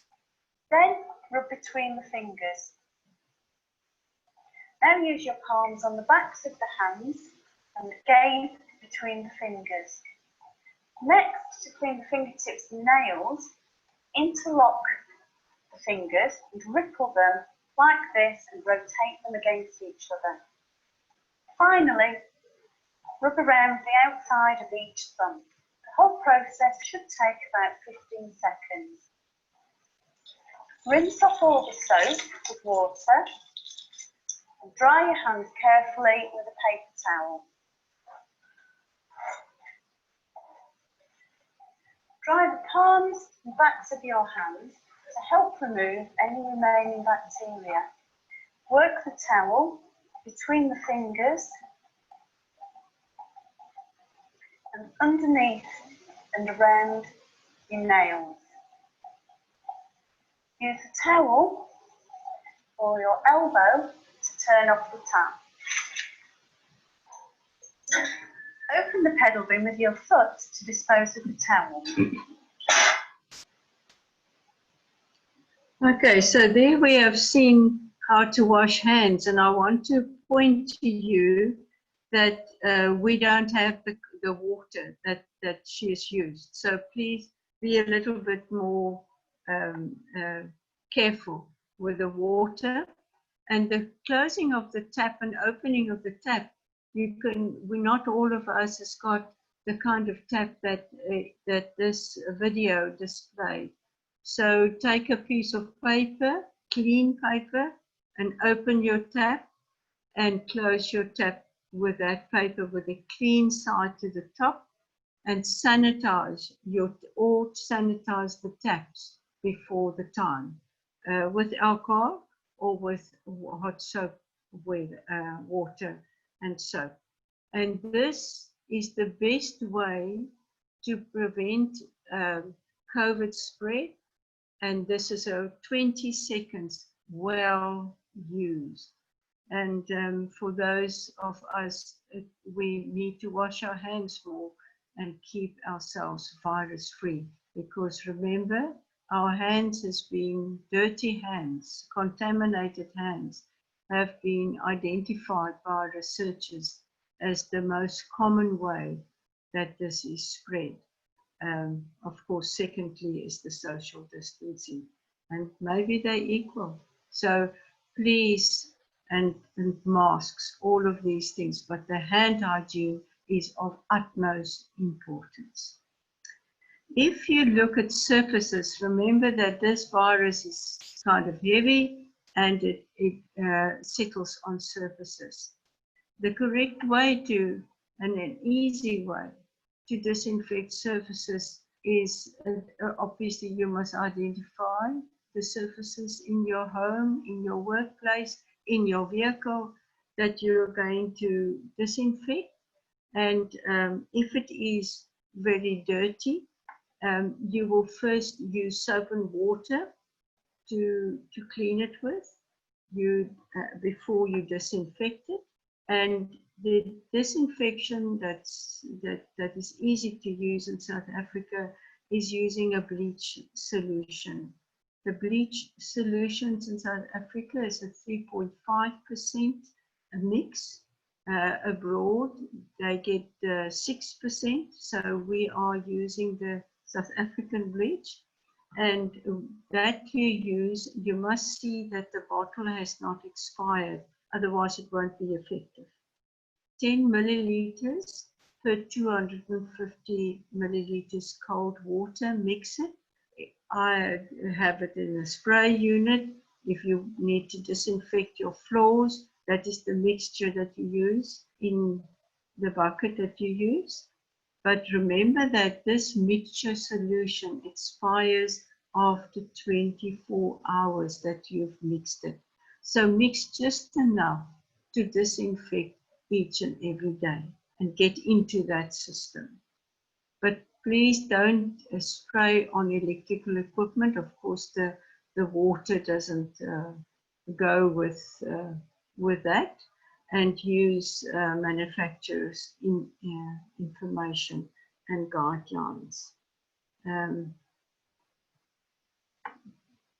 And don't mix chemicals, because very dangerous gases can be formed if you mix bleach with other chemicals. Just use bleach as it comes with water. Using an alcohol-based solution to wipe, please be careful, as alcohol can also damage some surfaces. Be aware of the manufacturer's instructions and follow them. You can clean your spectacles. You must clean your spectacles and a visor if you've used it. Use just almost hot soap and water and dry it. Be aware that if you wipe it with an alcohol wipe, the surfaces, that there is a virus transfer. So the area, the side that you use to wipe, that is now contaminated. Fold it closed and dispose of it.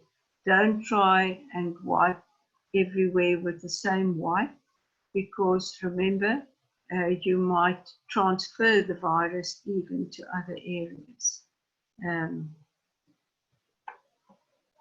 And dispose of them the same way as you dispose of your tissue paper, in a bin with a lid, plastic lined. You put it in there. Rather use a pedal to open the bin and put it in there. And when you every day, you need to throw it away into the refuge bin, tie it tight or ziplock it, whatever the method is for you to be able to close that packet, and dispose it outside in the bin. So if you think of surfaces to disinfect, there's some surfaces that are more high touch that we use every day, and those are tables. Remember, when you even speak and laugh, there's respiratory droplets going out of your mouth. So just do it at least daily. In workplaces, it needs to be done more often, like 4 hourly, and the floors, the toilets and handles, door handles, your telephone, please, your cell phone needs to be disinfected using an alcohol wipe. And a very big breeding place for bacteria and viruses are taps, and especially around taps. Door handles, countertops, light switches, and computer keyboards. I also think of remote controls, desks. It needs to be regularly disinfected. And the disinfected solutions, the bleach in South Africa is EPA registered household bleaches. You use gloves if it irritates your hands. Alcohol solutions, but at least 70% is the best percentage and concentration to use. As I said, first clean your face, your surfaces when it's visibly dirty, and then apply your spray and of the bleach water.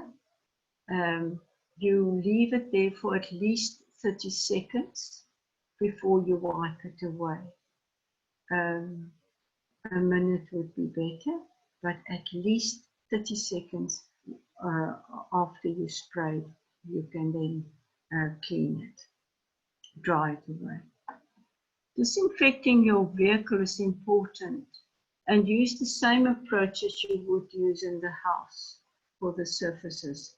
You know which surfaces, use the correct cleaning. You wouldn't use the radio top knobs.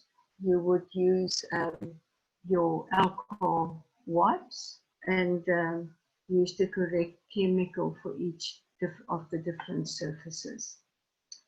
And identify which surfaces you use very often. For instance, your key, your remote, that is very often it's part of the key or attached to the key, or the opener of your gate, or just those are more frequently used surfaces. A very good way to know where people touch or you touch very often is if you put a thin layer of Vaseline on your hands and you put glitter over it, you will be surprised where you all touch, and then you will know which surfaces are often touched in your context, and those are the ones that you need to clean even extra a little bit more.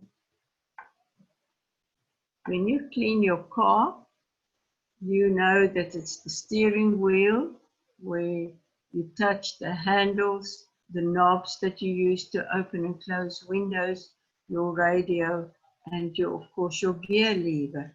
And then, of course, your handbrake and your handle of your car. So when you get back to your car, please disinfect the handle of your car even before you get in your car, because you do not know while you've been in the shop or in the office whether somebody has coughed close to it or even touched your car handle. So be careful and touch as little as possible. That needs to be one of your main ideas with this new way of living. So before you leave home, please, and you think of public transport, and public transport would include your taxi, your bus, even an aircraft, the train. If you use public transport, this will apply. Try not to use public transport unless absolutely necessary. I've got a friend that now is on the bicycle. Try not to use public transport in this time. But you need to be aware that the money that you carry or the card that you carry for scanning, it must be disinfected. You can wash money, you can dry it in the sun, and you can carry with you in a little bank packet if you want the correct fare so that you don't need to receive change. And disinfect your card if there was a card that you had to swipe. Disinfect it with an alcohol wipe after you've swiped it. Wear a face mask at all times in the transport, and it is best to use that face mask just for the journey and put it into your packet or a sealed Tupperware plastic dish like that, so that you can wear it just during transport and put on a new one when you go to work. You always need to have a spare mask on you for in case it gets soiled, and that you always have a new mask with you. So a face mask at all times. Sanitize the seat before you sit down. So you've got to have in your survival kit a pack of alcohol wipes. Put some in a Ziploc packet in your pocket. Have as few items as you can when you do public transporting. Sanitize your hands and the door handles, because you do not know who touched it, but you are not going to touch it, but maybe you have to touch it. So sanitize it. Keep the seat open in between yourself and the next person, and try and institute ventilation, cross ventilation, by just opening the windows ever so slightly. Always sanitize when we do that. So ventilation, remember, it circulates the air and if there's virus aerosols, it gets it out. Disposing of waste from sanitizing and disinfecting and cleaning surfaces, your PPE, that is if you have a disposable mask, tissues and paper towels, should all be put in a double plastic bag, sealed or knotted, and disposed as part of the municipal waste. When you close that bag, put it in the bin and leave the bin outside until it is being collected. So it goes into your municipal waste, and that will be sufficient. Are there any questions? Thank you, Marina. So, yes, we've got a couple of questions. And the first one is, how can one determine the difference between the common colds, flu, allergies, hay fever, and then COVID-19? An excellent question. And I don't think I've said it, and I apologize to you. COVID-19 has got a sudden onset. You can be fine the 1 minute, and the next minute you've got a sore throat or not feeling well and fatigue. Very important is the suddenness. A cold and a flu has got 3 to 5 days where your body is a little bit sore or what. And that is why you need to report any of those symptoms to the supervisor or the COVID person. They've got an algorithm that they use and apply, and they will tell you, look, this is not just a common cold, let us rather test you. Or it could be a common cold, let us rather test you. A very good question. Thank you very much. Then as for field sales workers, a lot of time they need to acquire thermometers or so that they need to test their customers with when they get there. Obviously, there's a lot of different types of these. How do they know if they're choosing the right one? I will show you one that is a non-contact one that you can, the thermometer. I will just show you one that works very well and very quickly. It's this one. And you can get it at this one we bought at Take a Lot. On Take a Lot. Okay. Yeah. Okay. So perfect. It's and it's on the forehead. It's very quick, very easy, and it's within a second you've got the temperature, and it's accurate. It's reliable. Okay, we've also got a question here from Catherine then, saying, is it not bad to wear a mask all day when you're breathing in your own carbon dioxide? Yeah. Catherine, there is some of the other air still coming through. You know, it's a 3-layer cotton mask, but I can promise you it filters of that virus. Remember that slide that I showed you? If you don't wear a mask and others don't wear a mask, then you've got a full blast of those viral droplets. If you work at home and you're on your own, you don't have to wear a mask. It's when you go out in the public place. If you've got an office on your own and you shut the door, you don't have to wear a mask. But when you go out, you need to wear a mask. The mask you wear primarily for others, because you could be COVID infected and not knowing it for 2-3 days and infect other people before your symptoms starts.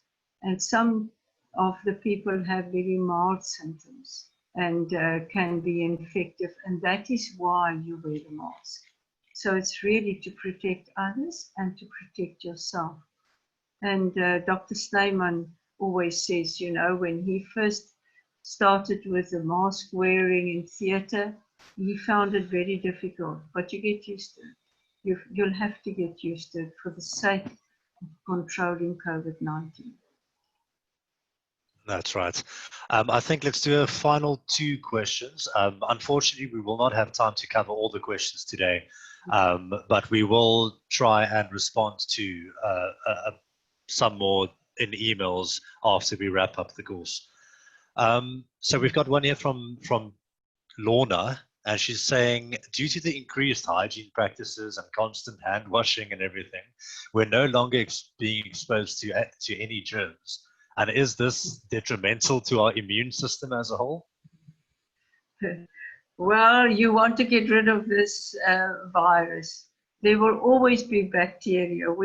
There are so many bacteria in the environment. What you are doing is just to remove it from your hands. And we have to do that to protect ourselves and to protect others. I just want to ask you not to let the water run like they can in the UK. We haven't got that we can close the water in between while we are rubbing our hands. But no, we won't get rid of all the viruses and bacteria. You also have good bacteria in life. So no, please wash your hands. Okay, then the final question for the day before we wrap up is from Charlene, and she's asking if it's necessary to wipe every single item that you buy from the supermarket. Charlene, that is your choice. I personally do that. If something is in a sealed bag, I would clean a surface and open it from the sealed bag and shake it out so that it doesn't, and then discard that into the cover into the municipal bin. But I do wash things with warm soap water that I can, and I will obviously clean that surface and disinfect it with the bleach solution that I gave to you. So you have to do that, and maybe there's no virus, but maybe there is a virus. Remember the cue. That lady lost 2 lives before she took the right route. And that salt cellar that we spoke about in Germany, it was 3 days after she started to be there. So we don't know that salt cellar, how long it's been there. But remember, that salt cellar started infecting other people. So rather disinfect. Rather be safe than sorry.